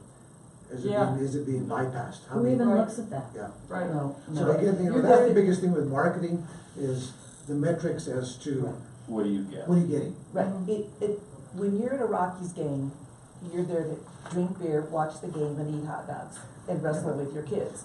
Do you even look at your program? Most people don't. Probably don't. That's true. I think of the three here, the summer travel guide, the national parks, and the Texas and Southwest travel guide, would be more appropriate for our needs. I think anytime you put a picture in front of somebody that looks attractive, I think they're more apt to pay attention to Mhm. it than just a single line item, because that gets hidden. yeah. Okay, so all these amounts total to 34.5, it says advertising promotion at 25, but all those equal $34,000. You're So not what required to do all of them. You can pick and choose. You can, So what I'm hearing is that the Colorado Rockies program, not to have the full page ad. I disagree with that one. So could we compromise and do a half-page ad, and what is the cost of that? Half page is, 7,500. And a full page is 8,000? Yep. I just roll with the full. I mean, if you have a full page ad looking at you, it's just like one of the pages in one of the magazines that we had, they had a picture of a peak. And we paid, and it doesn't even, you can't even tell that's in Trinidad. But the golf course does. There was a picture last week in the Chronicle News with, the golf course and Fisher's Peak right behind it. Then maybe we ought to advertise in Golf Digest. Maybe that's what I was gonna say, maybe, eliminate the Colorado Rockies and look for a different medium to advertise in. The Denver Post, I believe, has has a section that comes out in the spring, and it identifies a lot of the Colorado golf courses. I agree, Tom, that our golf course needs to be highlighted like Monument, but I don't believe in the Colorado Rockies program. I think that there are golf publications that we could look Well, into. these are what's being presented to us. Right, You know what I mean? right, but we And can then is also. this all owned by This is all USA USA Today? Today. So this So is the this USA is- Today, yes. This is all their magazines and that. Is the summer travel guide, it's not the Colorado travel guide, it's the summer travel guide. It's USA Today. Well, you had a copy of it. Yeah, There's a Right. summer right, travel I'm just guide. verifying So what I've it's- seen, okay. Yeah, it's not specific to Colorado. So, I mean, the summer travel guide, I would really rather see our money go to the Colorado Right. state travel guide versus the summer travel guide. What about individual magazines like Outside, or, since we're talking about Vikings, there's a lot of cycling magazines. Another one's That's a great point. motorcycle, we have all those Trans-American Trail guys coming through here. I mean, I think there's other venues out there that would be more relevant to who we are now than a So, brochure at a baseball game, because, people in Denver, So what it's a I'm good- going on is what was presented to us. I know, I understand that, but I'm saying this is outside the box a little Right. bit. They've so. made You the know, do proposal, we that's not- why they're in front Yeah, of us. Do it's we just a not, proposal. do we not accept any of USA's today's proposal? Right. Right, that's a good point. Do we? So you can eliminate one if you want to, or two, or three, whatever. You can Yeah. choose one. Right. So what I would like to see is, I would like to see the Colorado State Travel Guide to see what that cost is, and we should get ourselves on that roster. And I mean, I like the idea of national parks. I don't know if the National Parks USA Today is the right way to Right. advertise, or if we should just go directly to Well, and the thing an outdoor too, magazine. right, Well, there's like this, Like we have a cycling. hunting and fishing guide. I mean, so we have Monument Lake. You know, that's what I would like to see in that magazine. Those are the things that we need to do is we city-owned entities is, in the past years, I've never seen them advertised like they should be. right. That's what I'm talking Mhm. about is, and like I say, USA Today, this is our proposal, do we just scrap that and look for other magazines, like a golf magazine for the golf course? What do we do, you know? I do like looking for a golf magazine for the golf course. I like looking at a bike magazine for all the biking things that we're doing in Trinidad. I'd like to be in the Colorado State Summer Guide, because there's times we haven't done that, and I think it's expensive. And people have said no for that reason, and expenses, I think it's around 10,000. But I think we need to go down there. I know from the city of Trinidad, a lot of times people pick up that state travel guide and wonder why we're not in it, the years that we haven't done it. So I think that's important. But 10,000 is minor compared to. Right. And it's So, probably a better so, investment. so what I'm hearing is not to advertise and, in USA Today periodicals. Instead, look at the best golf magazine, the most highest circulation, the best biking magazine, the best, the Colorado magazine, and come back to us and see if we can't get ads placed in those magazines for the summer. Right. You know, I think it's a good idea to periodically to switch around your major advertising. Yeah, Right. right. And we did spend Even, $80,000 with them last year. even the Artocade, how big is the Artocade around the country? How big is the Blues Fest Right. throughout the country, you know? These are the things that we want to have. Well, this also goes back to, the RFP that we're going to put together for the social media person that's going to put us in the Google atmosphere. My feeling is maybe we could take a different step and go to, say for instance, like the True West magazine, you have quarterly, or let's see, you have quarterly, sorry Marty, I'm jumping ahead, quarterly options that maybe would be more applicable to us, since we're more historical. Right, and they do rank us pretty high on your Yes. every year list. Right. Okay, Well, so, is there anything on here that we want? yeah, so is there anything Just on there? I would say we table all of it and not Right. do it, Right. Table it or deny it? deny it. Deny. Motion? I'll So, second. All in favor? Aye. Colorado Life magazine, is this the state guide? The Colorado Life magazine? Okay, so this is the No. No, you mean the OSBG? No. Mhm. Colorado Life magazine is entirely different. Mhm. Colorado Life magazine, so historically, the tourism board has advertised in Colorado Life magazine since 2013. And these are at newsstands in grocery stores, so this is a great bang for your buck for $14.40 for a full page is a great, And you can also pick your issues. They're, so March and April issue, May and June issue, July, August, and so forth. well, March, April, we're probably late for. We are. May, June is. So let's do, I would suggest May, June, and July, August. And then you can pick your size of page. So a full page is $14.40 and a third page is $6.50. What do you guys think? well, this could go to Wine's Photos. We might have somebody then, well, yeah. I like Colorado Life magazine, I like their pricing. I like their pricing, and I like that you see them at the Grocery store. grocery store. Mhm. That's where you're gonna get a lot of people picking it up, standing in line. I move that we select Colorado Life magazine's advertising options. Tom seconded, all in favor, aye. So which magazine, so the May, June, and July and August? Yes. And what size page for each? I don't have any problem doing, the full page or up to $1,440. I For agree. both issues, so you Yes. wanna do full Yeah. page in both? Yeah. Can we see a draft Yep. before we, Absolutely. yeah, something action oriented and golf course, lakes. and- Yep, Okay. yep, rivers. Yeah. Next is True West Magazine, April travel issue. Are we still okay with this for the April issue? Did she say that? No, we are not, we missed the April issue, but, other issues that are available are May for historic hotels, saloons, and getaways, June scenic highways and ghost towns, September top western museums, October is western art, and December is the ultimate historic travel guide. I think June, September, October are really applicable to our areas.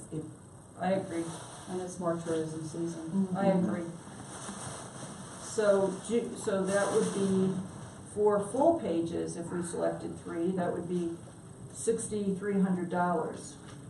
If we selected a third pages, that would be $3,300. So, what do you guys think? I think September and October to devote 2 full pages because of our museums would be, in my opinion, money well spent. And a third of a page, maybe with some kind of map for the scenic highway in our area. Tom? Mhm. Okay, is that a motion? So Nancy has motion, say it again, Nancy? I move that we select September and October as full-page ads because they're relevant to Western museums and Western art, and June be a third page for our scenic highway with possibly a map, Marty, of Highway of Legends. Okay, and Tom seconded that, all in favor? Aye. Okay, Art Magazine.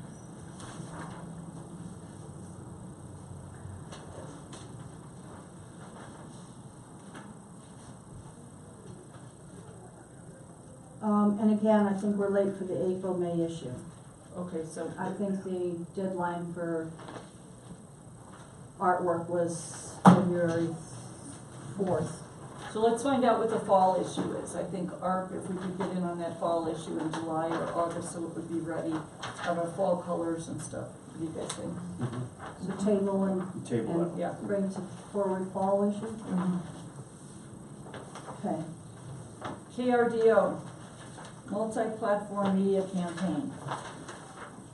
I also put the full packet in front of you, Si, so you have the full packet in front of you. And I broke down everything that was, done historically with Blues Fest. So this is a multi-platform media campaign. And attached you have the investments, campaign and investment summary, 26-week investment summary. Then you have an option to do the weather camera sponsorship and the options, all the deliverables for this campaign. For a total 26-week investment of $22,335. And this falls under your advertising and promotion line rather than events, of which you have $25,000. So with the KRDO, this also includes the weather camera sponsorship. Right, there's 2 summary statements. One was the multi-platform media campaign, and the second was the weather camera sponsorship. So is that together, are we talking about $37,000, or is that built into The that? 22,335 was for the multi-platform media campaign, and the weather camera sponsorship was 14,400. And that's on the next. And the reason that they're separate is because we require an annual commitment to the weather sponsorship, or to the weather camera sponsorship. It's going to take an investment for us to come down, set up cameras, do all of Sure. that. And of course, if you're interested in doing that, then you need to go through the city of Trinidad in order to get approval to put the camera up on the piece. So everybody's familiar with how that works? Okay. And then the multi-platform campaign is separate because that would be strictly for tourism season. And the $22,000 would be split between fiscal year 2019 and fiscal year 2020.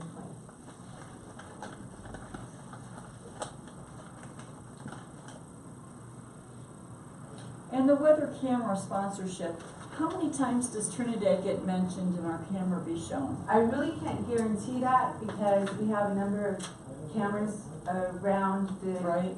viewing area.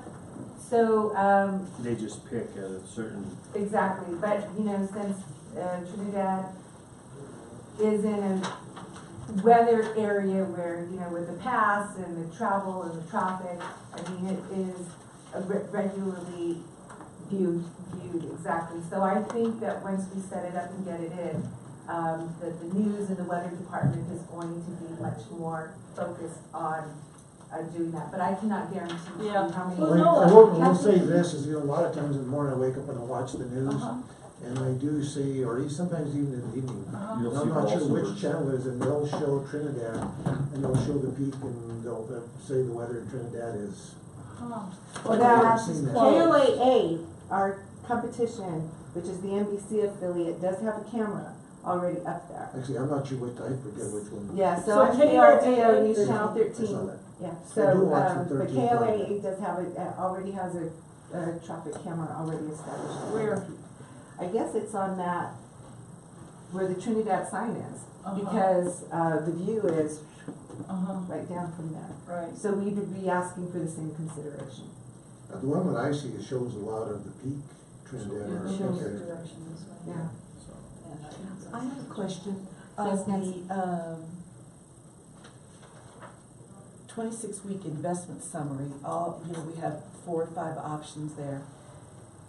Is it selective? Can we pick and choose, or is it a That's- must do? No, I've priced it out separately so that you can do that.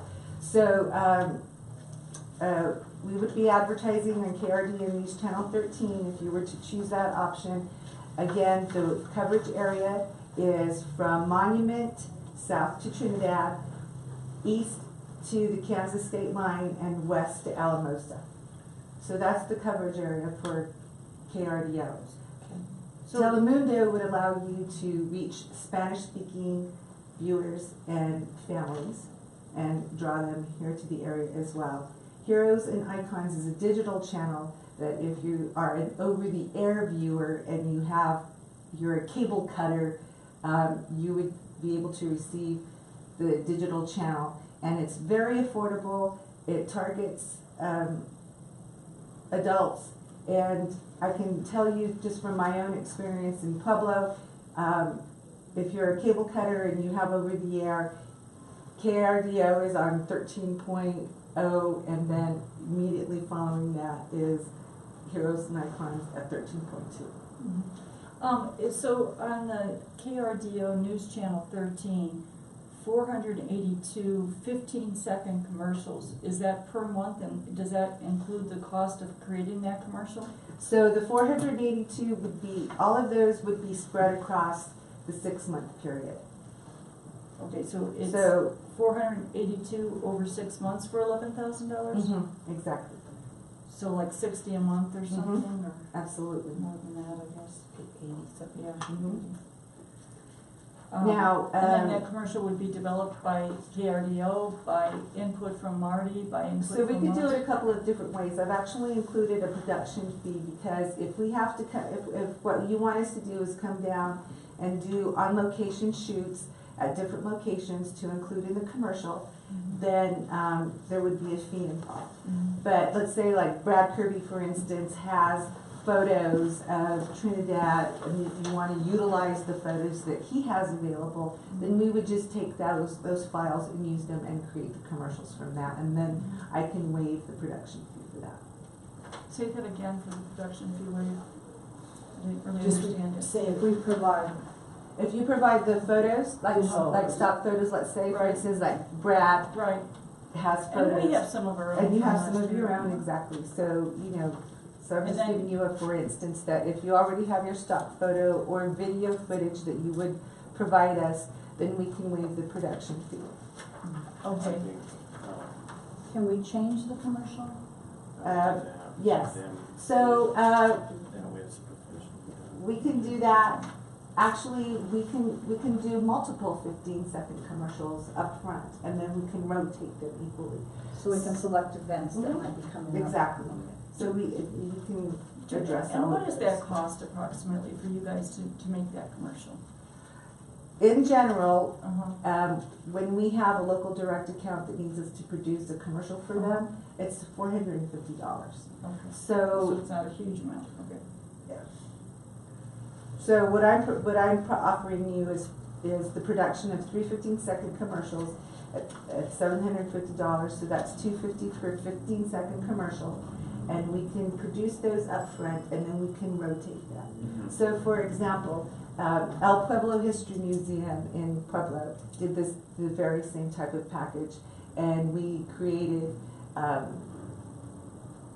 so we had 3 15-second commercials produced. 2 of them were in English and 1 of them was in Spanish, so that we were able to put that Spanish commercial into the Telemundo lineup.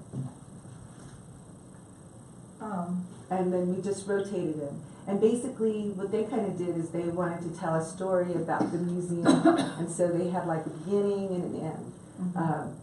So let me be very clear about what these 15-second commercials are. These are what we call bookends.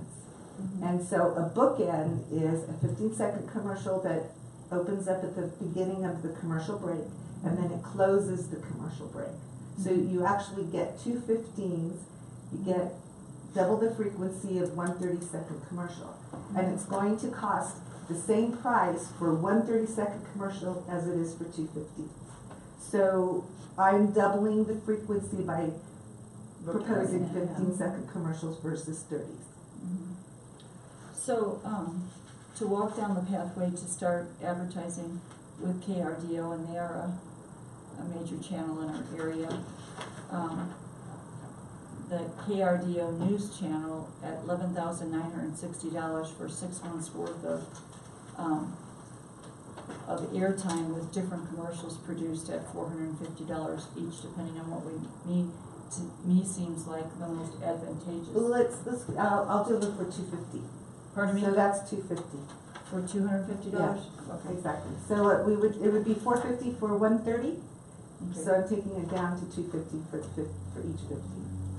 And I also think the KRDO digital package is very much in line, and it seems really affordable. Okay. Yeah, Yep. So let me make some suggestions here. I would definitely suggest the krdo.com webpage. Now, if you're going to be funding Trinidadio, Articade, Santa Fe Trails Days as well, we can do the homepage takeovers through their budgets because they're very event oriented, unless you want to put them under your umbrella. So that's just a suggestion because I will be approaching Trinidadio again for an advertising investment, and that was included in their advertising investment. So you can always take away the homepage takeovers if you're going to be funding the other events.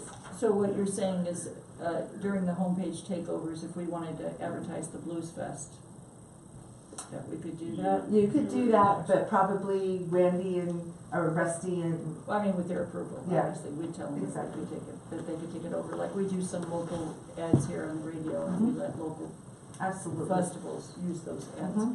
What do you think? Mhm. So far, what Nancy and I've got is that 11,960 plus the 3K homepage takeovers for an additional 1,500. And that would take us through the summertime. I would recommend, instead of the homepage takeovers, the 650,000 banner Yeah. ad expressions at 3250.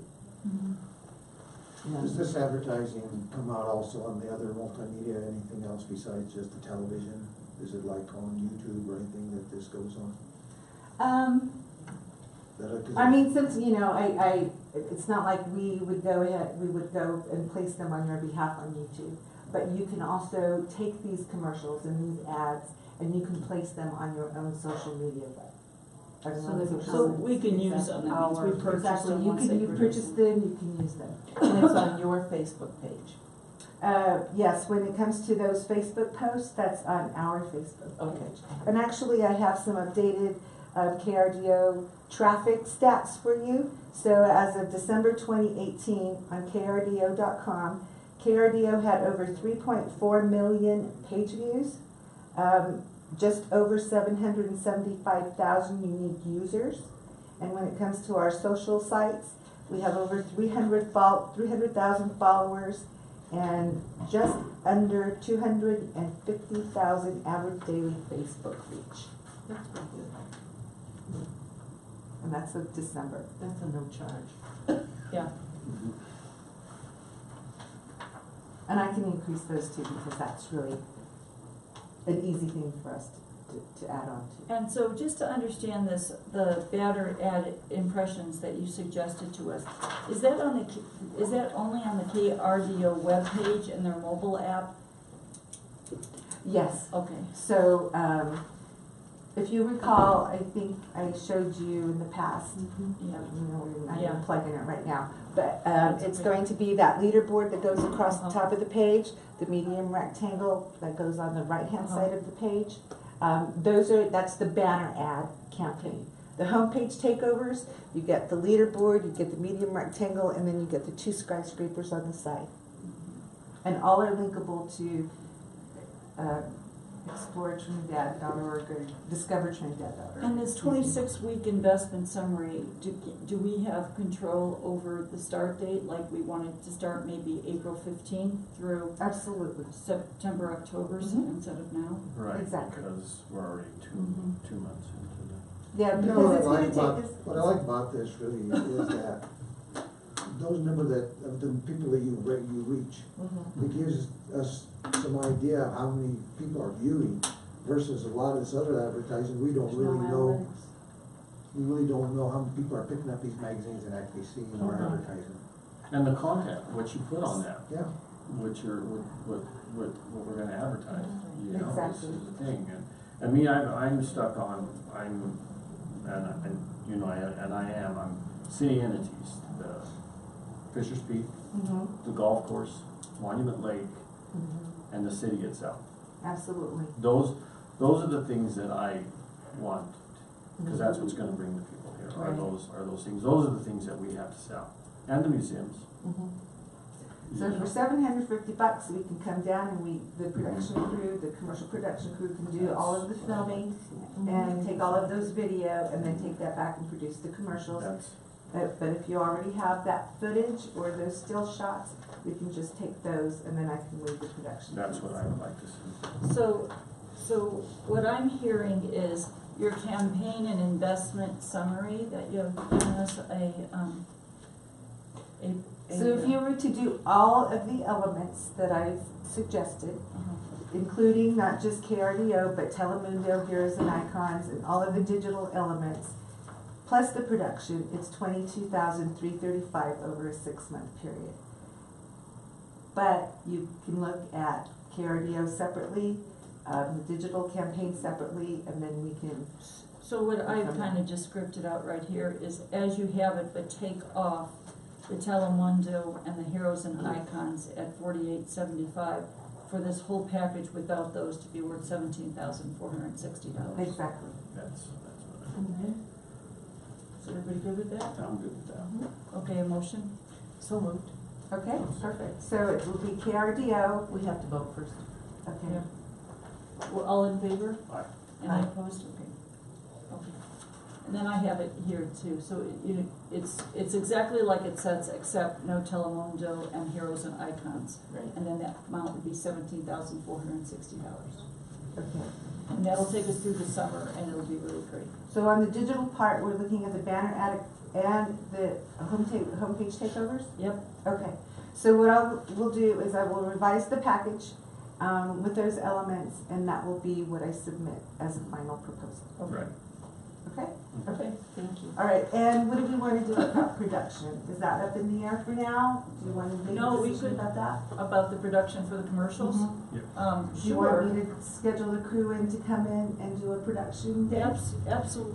Mhm. Absolutely. I mean, I want to make sure that we keep with our bike theme, Yeah. and we have a Right. bike commercial too, Right. and we have fishing, and we have Can we downtown. integrate Juan's, videos? Well, you kind of listening to a bunch of things that were said earlier, I think what you want to really be thinking about is some 3-day itineraries, utilizing Monument Lake, maybe a bike ride, maybe the golf, like There you be go. thinking in terms of how do you package a multi-day sort of experience, because I think that's what they're looking for, because then you can also partner with CTO on their field guide itineraries, and you have Yep, something you to wanna push do out that to them too? as well, so. Yeah. So what I provided to this Colorado Tourism Office is what's called a, field guide. They have a field guide page, and so what I prepared as a draft is called the Trinidad Trifecta, and it's a 3-day You all right? tour of whatever, everything that we've got going on. Okay, and what I'll do is I'll get together with Marty and then we'll map it out and And figure out. Tom's gonna be your helper. You Okay. just appointed him as your helper to approve those ads. Okay, all right, terrific. Thank you very much. Thank I know you you've very worked much. really hard on that package for Yeah, months we've and been- months now. We've been so. coming back and back and back, and we appreciate And a your, passion for Trinidad And- Red we Music. appreciate your salesmanship. You're welcome. And KRDO is very Thank much you, Nancy, watched you. thank you, Cy, thank you, Tom, Mayor Rico, I appreciate Thanks for it. coming. Marty, thank you for your help. Bicycle tourism public information presentation for the venue for SERT. I think, I did want to add that the 5th, 6th, 7th in March, there's so much going on here in Trinidad. SBDC is here, they're gonna be having the trolley around town, they're doing a whole bunch of stuff downtown. Now Parks and Rec is coming down, they're doing a thing for the Fisher's Peak acquisition. So I'm not really quite sure if that 5th, 6th, 7th date is a good date or if we should move it to the next week because there's so much going on those 3 days. Well, I think the following week from the 11th to the 25th Isn't available. isn't available Uh-huh. either. SERT has productions. So is there anything, You can change the venue. pardon me? There's an Well, option. I that you love can the change venue, I mean, I love it being downtown, I mean, I guess we could do it at Moose's, but. No, how about the Pioneer Room? Do they charge? Typically, I think in some cases they do, Okay. but check and see. Well, rather than wait till the latter part of March, if we could Right. find another, you know, Mount Carmel's Pioneer Room. What about the Mitchell? Mitchell? Yeah, Mitchell would be great, I love having people, the energy going down to Mitchell. People forget that it's there, yeah, no, I think the Mitchell would be great Uh-huh. too. The following week, I mean, you know, She I was only mean, charging us $550 for that dinner, so if we were gonna pay, what was it, $350 for uh-huh, SCRT, do you wanna Right. go back up that high, or kinda try and keep her down to that? keep her down to the 350, we're not gonna need any services, it'll just be a meeting room. Gotcha. But, SCRT, you said the 11th? Is, Yes, they have productions beginning then.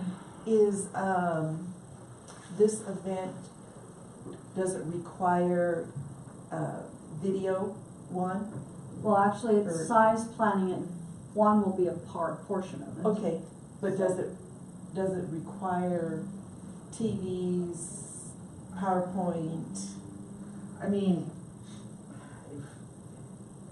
if if we have the means and it's in the program and the schedule works, I mean, video captures people's attention all the time. I mean, any That's presentation I've your, gone that's to. your best presentation. Yeah, you know, if you have video. So in it, that's really what we need access Pioneer to. room would be the, Yeah. if they have the screen. Mm-hmm. I will check for both places. Okay, Okay.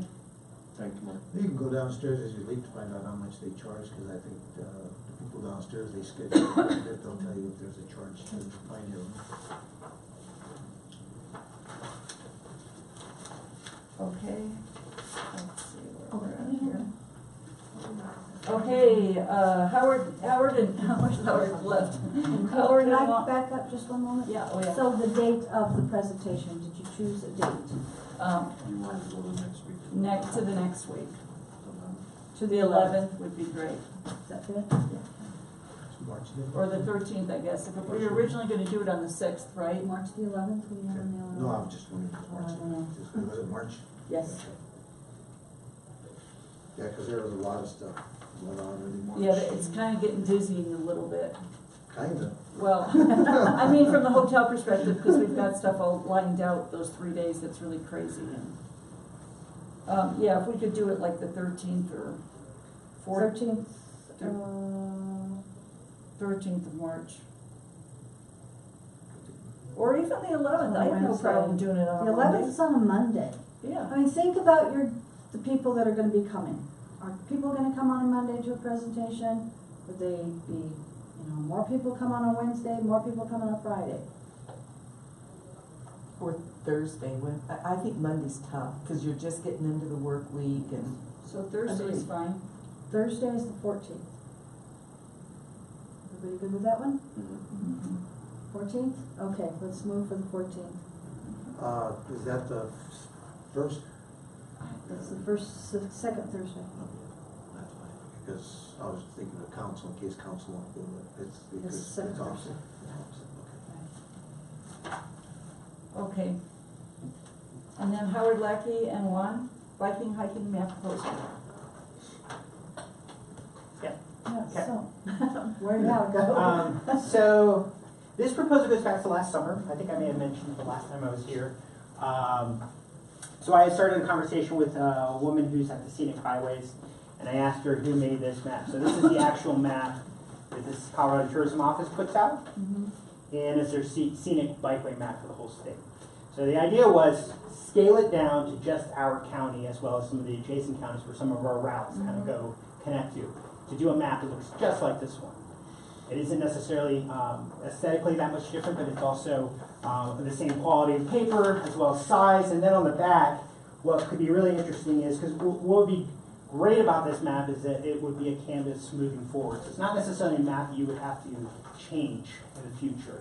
What you would do, just end up doing is adding trails as they became more available. So for example, on the back side of the map, this section could be just a call out just on Fisher's Peak, right? And it would have all the trail networks that are in Fisher's Peak, and you would fill those in as that starts to happen, sort of thing. But on this side, it would really, and it goes back to the bike series, is those roads that we have within the county road network would be the ones that are really highlighted versus these high, traffic, state highways and state roads and everything. So, in essence, this map would be the one that somebody could pick up and immediately know where to go, how far they're going to go, what sort of ridings involved with it. This is a map that would also live digitally, so it's something you could put on your tourism website as well, so that people who are on mobile phones would be easily accessing it all. If you wanted to, I think you could maybe try and sell these maps. Probably $5.99, $6.99, something along those lines. The proposal that was given was through FHU Engineering, which is the company that does this map. The estimate was anywhere between $17,000 and $20,000. He said there were a couple of variables that would have, constituted that difference between $17,000 and $20,000. That included designing the map and setting it up in such a way that you could just revisit it later, like I said, and add your trails as they come online, sort of thing. And then that would also include producing 5,000 of these maps as well. Is there, is this the same map company that I think in like 2015 or 16, Gabe funded there was some sort of a something that was funded for our outdoor maps, maybe at the last time that we had, I'm trying to think of Los Angeles of County? Los Animas County. Is there a map out there of Los Angeles County? And the only reason why I know is because through the process of me asking, do we have a map, what map can we use? I heard that the city here had somebody that they had paid like $15,000 or $20,000 to a couple of years ago to develop the map, and it's already done, it just needs to be picked up a phone call made No, for it. that is a database that involves a lot of private property, you have to get conservation easements. I mean, there's a lot of work that you would have to do in order to be able to Right. promote that sort of thing. Right. This is really focusing on what we currently have that we can offer, which is our Sure. county road system. And if you go to the county website, there's a road map. It's got shows all the county roads that are publicly accessible. But we just don't have that transferred into a bike sort of format, so that we can encourage that sort of thing. But as those trails, as those conservation, as the network of trails starts to develop, it's something that can be integrated into this map. But what you're setting up here is the platform that will allow you to just add what you need over the next several years, sort of thing. And so, again, I feel a little guilty because I really appreciate all the hard work that you've done, and I don't. We all do it as a volunteer, and sitting on boards. I just hate to see all the work that you've done and making those phone calls without being compensated or being part of. Well, I mean, I'm not gonna. There's a business purpose for Right. on my end. I want to grow my business, my bike Right. business. Right. So I mean, this isn't something that Right. yes, you could call it volunteer in itself as well, but. I'm not going to deny that there's a motive behind it. Yeah, no. I mean, we're all here for tourism for the same reason. We're trying to grow tourism in the city. One of the things that we had I can't remember his name, he came here from COG. And Walt? he did a presentation that they have access to monies to create bike trails or down that road of bike trails. They had access to $2 million, don't you remember? I Do you remember that meeting? Yeah, Walt from. He came in and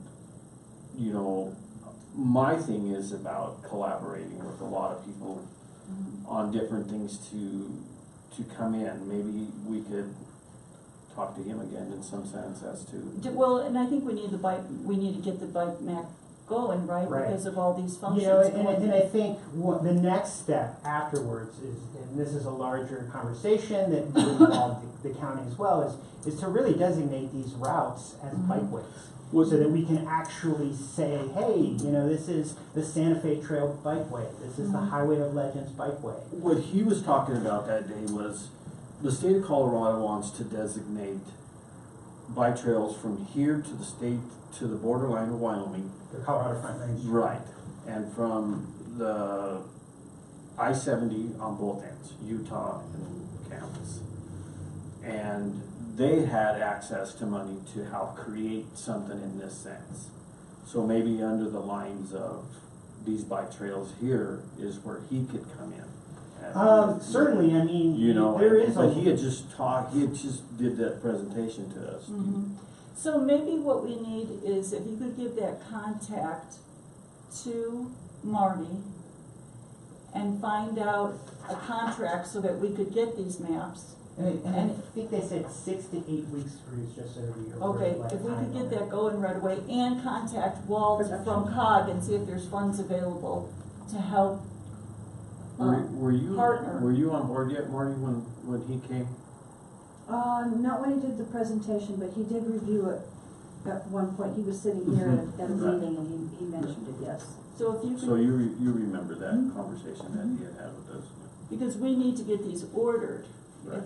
If we're funding all this extra bike stuff and we've got, a local person doing bike stuff and we've got people nationwide and we're doing. And with a digital version on the website, you Yeah. also can start tracking numbers as far as how many people are looking at the map, how many people Right. are showing interest in Trinidad. So if you could get that information to Marty is what I would say. And Marty, come back with us with just an information email that just says, how we could get that done, so we need to know if we can call a special meeting or not. And get with Walt and find out if there's any partnerships with the funding that he was talking about, and get this done so that we have them for the summer. The other thing, Go the ahead. other thing, Juan, is, do you know if there are, I mean, that you're pretty widespread in what you do. Are there any philanthropy groups, grants that are out there that maybe they could look at for funding? Yes. And I think that would be a good avenue. And honestly, I think the attention's gonna start coming from a lot of these groups. Once we Like, for start. example, a big one that's investing heavily right now in bicycle infrastructure is the Walton Foundation, which is the Walmart one. You're gonna start seeing and hearing a lot more from them. I think there's also potential here with History Colorado as well, you know, because of the fact that we go through some pretty historic areas. We have stuff that you don't see anywhere else in the state, you know, and so I think there's going to be opportunity there. There's also Colorado Health. I've been getting some emails with, you know, other. That's what I'm talking Yeah, about. As a like matter of there's- fact, I know that the current governor Yeah. of recreation is one of his things that he's talked up quite a bit that he's behind. And so I think the money is definitely there. Of course, you got to ask for it, right? So Right. it's a question of, you know, Well- coming up with a plan and just going out and saying, hey, this is what we want to do. And I do believe it's a valuable asset for the county, you know, and the website and everything, Well, and the other if you're thing, gonna do one thing, you do it all. the How one much thing. of this money will be able to offset some of your costs, Right. advertising Right. costs? Well, one thing I'm gonna make a comment and then ask a question. One thing that is really very new and exciting about this outdoor biking adventure is that it connects us to Raton. And the trails that go from Lake Maloya, Dorothy, up over Frisco Canyon and back down into Trinidad. That's a regional impact that is gonna, you know, benefit us all. Mhm. And I'm, Especially for those 2 or 3 day stays, because they want Yeah. to do different things. I know Jared Chatterley, the Parks Director in Raton, is heavily involved. He started Masters of the Mountain, which has grown exponentially in the last several years. And then the other thing I would like to ask is if tourism buys the map and it becomes our property, then we can sell the maps. I don't think it would be out of the question. to Yeah, sell- well, we've sell sold them. a few items before. Yeah. We produced the Bat Masterson Mhm. things, and we sold them around town. We pretty much gave them to some businesses for our cost. Mhm. I But- agree with that, but the tourism board wanting that map. It would be proprietary to us on our website digitally. I don't know how long it would take us to recoup the full investment, but I think when you have to pay for something, you see value in it. Right. Good point. So if they bought the maps for $6 a piece. or Likely something, they're gonna keep it, plus Yeah. we can grow it. Yeah, and then we can put that money back into our fund. Yeah. Okay, so yeah, we're totally on board with that. I think we need just a little cleanup here with who we can partner with, and. I think it'll pay dividends. Could I have that map? Yeah, sure. Those are available at the Welcome Center, by the way. They're distributed by the Scenic Highways, Scenic and Historic Byways, and the Colorado Department of Transportation. Yeah, they're great material. And they're preferable to the other maps that we have at the Welcome Center because they're weatherproof. Thank you for everyone's time. Thank you. Thank you. Everyone have a great day. Okay, thanks, Ron. To create a working group for public presentation, and so, we already did that and voted on that. So, but the working group itself. So I would like to have an inventory of what marketing and advertising pieces we have available for the tourism board for speeches. Like we had those maps that we approved for Jonathan to buy when he was here. I'm trying to figure out if we do any presentations and or if we go to any sort of Colorado Expo things ourselves or if we send anybody, what is the marketing material those people take with them? And so I don't know if those pretty graphics on Trinidad are still around, but I think we need to know so that They should still be here, I would. I Yeah. have 2 at the Welcome Center, and I think there were 3 others, so there were 5 produced at one Uh-huh. time.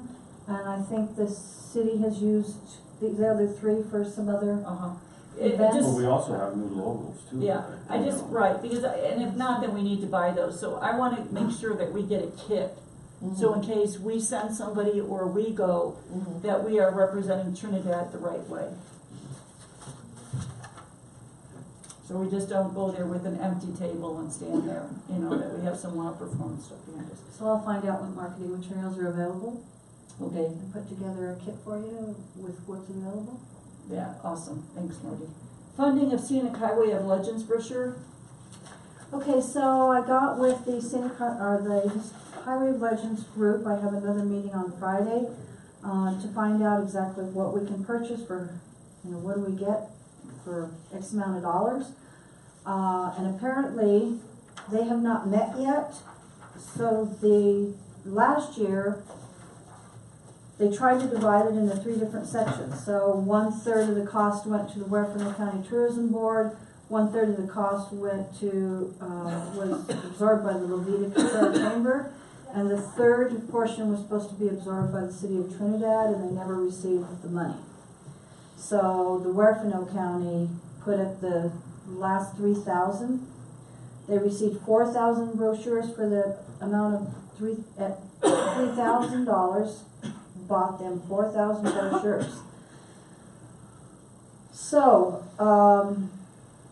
the meeting is next week for these other entities, and they will decide whether they're going to try and do the same 1/3 cost per entity, and then I can come back with the cost. They cannot produce less than 4,000 brochures, and she doesn't know if paper costs have gone up yet or not, so I'll have to come back to the board with final decision. How long did it take them to distribute those 4,000? Did they go right away? When I started working, I was reprinting them in-house because I didn't know they were available. And so when I finally got them, I think I got a box of 400 in September, and they're gone. So they do go. They're the one brochure that leaves the Welcome Center faster than any other brochure I have. So for a third, then could we, just, you know, I know things just get chalked up sometimes. Can we approve up to $1,500 for you to be a third buy-in? So if they come back next week, since it was $1,100 last year, and say it's $1,250, that you can keep that project moving since we are in February and that's not gonna get developed until April or May? You know what I mean? What do you think? Okay, so we'd like the motion for I motion. up to $1,500 to be part of the, Second. all in favor, aye? Aye. Approval of invoices, Mountains and Mesas. There was only one for the World Journal, and it was in the amount of $700, and you approved the content for that, and it is currently in production. Okay. Reports by members, the local youth tourism, so I'm on the Colorado Tourism Office journey this year, and so the city of Trinidad gets one major thing and that I work with the tourism office on, and so that has been pretty decided at this point that it is to develop a youth tourism board in Trinidad. So probably in the next meeting or two, I will come forward, and there'll be an application process, and it'll go from 13 to 20 to 22 years of age, so maybe we could get some college kids involved in the tourism board, and they will actually be a youth tourism board. Any of the extra festival or events that go on, they can be automatic volunteers and get the word out to their peers on stuff that's going on in the city of Trinidad. So I see that as exciting. Jamila's not here. Tom, the brochure holders? Tom gave us a couple of the old chieftain mailboxes, and I went and looked at them, but I'm waiting for the weather to get a little better. I'm gonna go get a couple of them and then clean them up and paint them. Times independent boxes, though. Independent boxes. You're not big be around anymore, but there's some history They're collector items. Yes. Okay, Nancy and Robert's rules. Yes. Being new to the board, my observation was that I felt the procedure, I'm a very procedure and policy driven person. I felt that there was a lack of oversight from, discussion of items that should go forward for a vote and items that were, being voted on that hadn't been discussed, and I wasn't sure if, that was has been the procedure, or is it the procedure. I just felt that I wanted to raise the question, is it time to have maybe Robert's Rules of Order for discussions of work sessions to regular meetings for housekeeping purposes? Since we do receive public funds, I believe we have to be very careful about discussions in work sessions, how that is proposed to either be moved to a regular session for a vote or not. I think that the waters get very muddied in our excitement and our enthusiasm. We want to push things forward. I just want us to be very clear so that we're not violating any of those procedures. Yeah, and I Question think, there, just, who sets up do you set up the agenda? With board input and input from Tara. And it to me, and again, I'm new, so I'm going to say it becomes confusing to me when we get information only emails. I can't remember, did we discuss that in a work session? Are we voting on that? My past board experiences is that if you want a topic discussed in a work session, it goes to the chairperson. But by getting the emails, and I appreciate your efforts, Marty, because it does keep us on top of things, but it also is confusing for me. I don't know if anybody else I is. think we're in a better place today than when I came on the board. Okay, So I see us moving in a Better better direction? direction now. there was a little conundrum, and there was a little conundrum with the changing of the forces and bringing Marty in, because prior to having Marty, then we were dealing with different people at the city. So that's been a little bit, but I think the other confusing part was that some meetings got flipped Right. in December because of the holidays, and so we were off sync on Work session, they were actually flipped in December for a reason. I think that's, Even going from the Wellness Center to here for meetings, mhm, things got flipped. yeah, So like I say, I think we're in a better place now. I think we're in a, mhm. we really are in a better We place were. right now. well, and I appreciate the agenda that came out for this meeting. I just felt that in the past couple of months, the agendas were not clear to me, and I just feel that we need to stay on top of what are we discussing in the work session, and what are we discussing or voting on in the regular meeting. So, Just believe me. listening and looking at your agenda today, I'd have to look at it again. There was a lot of information in there, and some of that could have been done in a work session. Yes, And then just brought forward into Yes. whether it's an action item, Yes. actionable item, and brought it to speed up your process. yes, I agree. Well, and most And of this one- has been in a work session already, Mhm. couple of times. Okay. Well, Yeah. but, and that's been the point, it has been in a work session, but it didn't get moved to the agenda for Right. finalization. so as we go through those work sessions, we'll make sure the notes immediately, the Agenda agenda item. put to the agenda item. And, yes, thank you.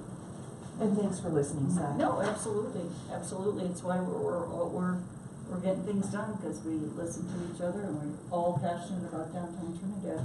But I think that if we ever feel, and like Marty said, because I asked the question, can we have a special work session to find out, are we gonna vote on this? Mhm. And we weren't sure how to do that. Also, can we spend up to X amount of dollars? Times have changed, business formats have changed. Can we have tourism spend up to a certain amount of money at their discretion? I think it's And we made always that good to motion. house clean. Yes, We yes. made that motion, right? Yes, So we're we all did. good up to $3,000 now, right? But it hadn't you'll been see- discussed in a work session, Right. right? Mhm. Like I said, when I came here, there was no lights on, and now there is a lot of lights on. that's the way I see Well- it, and thanks to Marty, because I think Right. she has taken us in an excellent direction. And your work sessions are exactly that, it's just Right. to get out all the garbage out or the garbage in or whatever you wanna call Right. it. Or things that need to be looked into, or. But technically, I think the allowable spending amount should have been discussed in a work session, then voted on in a Then brought regular in meeting. and Well, tweaked it- so, yeah. Yeah, it was discussed last time in our work session, but didn't we discuss it? I thought we did discuss it, Juan had wanted to go and. No. We had went over it with Marty and Camilla and I and Marty's meeting. Nancy was absent from that Right, meeting. you were absent for that meeting, but Tara came and went over the budget with us on that meeting as to the amounts of money.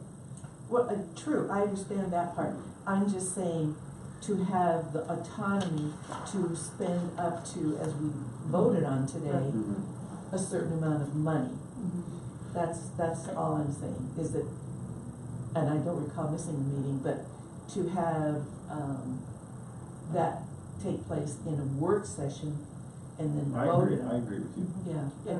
I just think we have to be very careful with what we're doing. I think a clear understanding would help, cause I asked you, adopted the agenda with all of them, and probably that should, I would say, that it should be between the chair and you to adopt the agenda, and then go from there. And we Well, have when been, I but I've said been very, if input- anybody wants anything in, I don't really Input, feel I like do I'm. contact them and ask them, do you want anything on, is there anything that you'd like on the agenda? And then Si and I do sit down and review it as we just did and discuss the items on. And that way you guys could talk, like I said, if there was some confusion as to if this was discussed 2 weeks ago or Yeah. whatever. Right, Yep. and then minutes going forward would be helpful too, as reminders. Right. Right. So minutes for every regular meeting are provided. Except today. Well, the last minutes were reviewed at the work session for the last regular meeting. Okay. Okay, so the only report that I had, Si, was, the website redirection.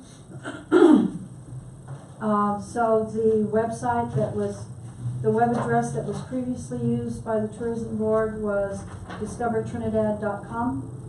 It has been now redirected to visit Trinidad, Colorado, let's see, is it .com or .org? Okay. One was .com, one was .org, I know, but it's a little whichever, confusing. it's I was one confused. website now, and we are where we're supposed to be, so whichever web address they use, it comes to the tourism board website as it should.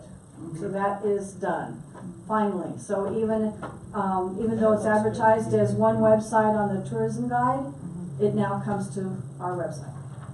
So that's really an exciting thing, because the Colorado Tourism Office, everywhere that has the Visit Trinidad, and I've been going, every time I see it pop up, I go back, contact them, and let them know that there's a new web address.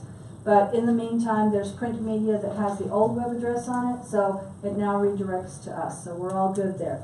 The other little thing I had that's not on the agenda was the distribution that was done yesterday. So there were 3,000 of our visitor guides distributed yesterday to hotels, motels, restaurants, galleries, museums, and so forth locally. And then next week we will do our out-of-town distribution to up Highway of Legends, circling around through Levita, Walsenburg, down to the rest area, and then back into town. So we'll have full regional coverage of with our visitor guide. There's still a lot of them. Well, if we do this once a month and then closer to the tourism season, we are gonna be getting low. So you might want to be thinking about what you want to do for a subsequent publication. If you wanna do that at all, that might be something you wanna discuss in a future work session. We still have some of the old ones that we're going to continue giving out. Until they're exhausted, we will not yeah. need any. Yeah. That's what he asked, how many are left. Yeah. Yeah, right. And I encourage not to leave too many in the smaller areas. The list that I have, there's 120 in a box. So places like the larger hotels, I have La Quinta, Quality Inn, and, Holiday Inn, I left 2 boxes. The smaller locations, I left 1 box. Museums and so forth, I left 1 box, they can use that up until the season. And then there's the smaller gas stations, we even left some in the gas stations, on the counters. I gave them a half a box. Okay. So we're right now trying to gauge who needs what and how many. So as I go back next month, I'll figure out how many do you have left, how many more should I leave, and, and so forth. It is tough to decide that. We will get it. One other thing is, could you give us the manila folder when? No, it says clearly on there, leave it behind. No, No, take it, it's okay. yeah, Just a reminder for you guys, you may already know, but I'm delivering the State of the Community next Monday at 6 o'clock at the Pioneer Room, so you can tell some of your other friends and people if you want to show up. It'll be exciting. There's a lot of stuff. I was trying to pull together all the information, and it could be a 3-hour speech, but I gotta get it down to probably half an hour. And what time is that again? 6 o'clock Monday. You know, I've been at this job now for 3 years. It astounds me how much stuff is being done in this community, By, not only staff, but all the volunteers. It's just, there's so much stuff that's being done. We hear that every day. People that come through once or twice a year, they can't believe.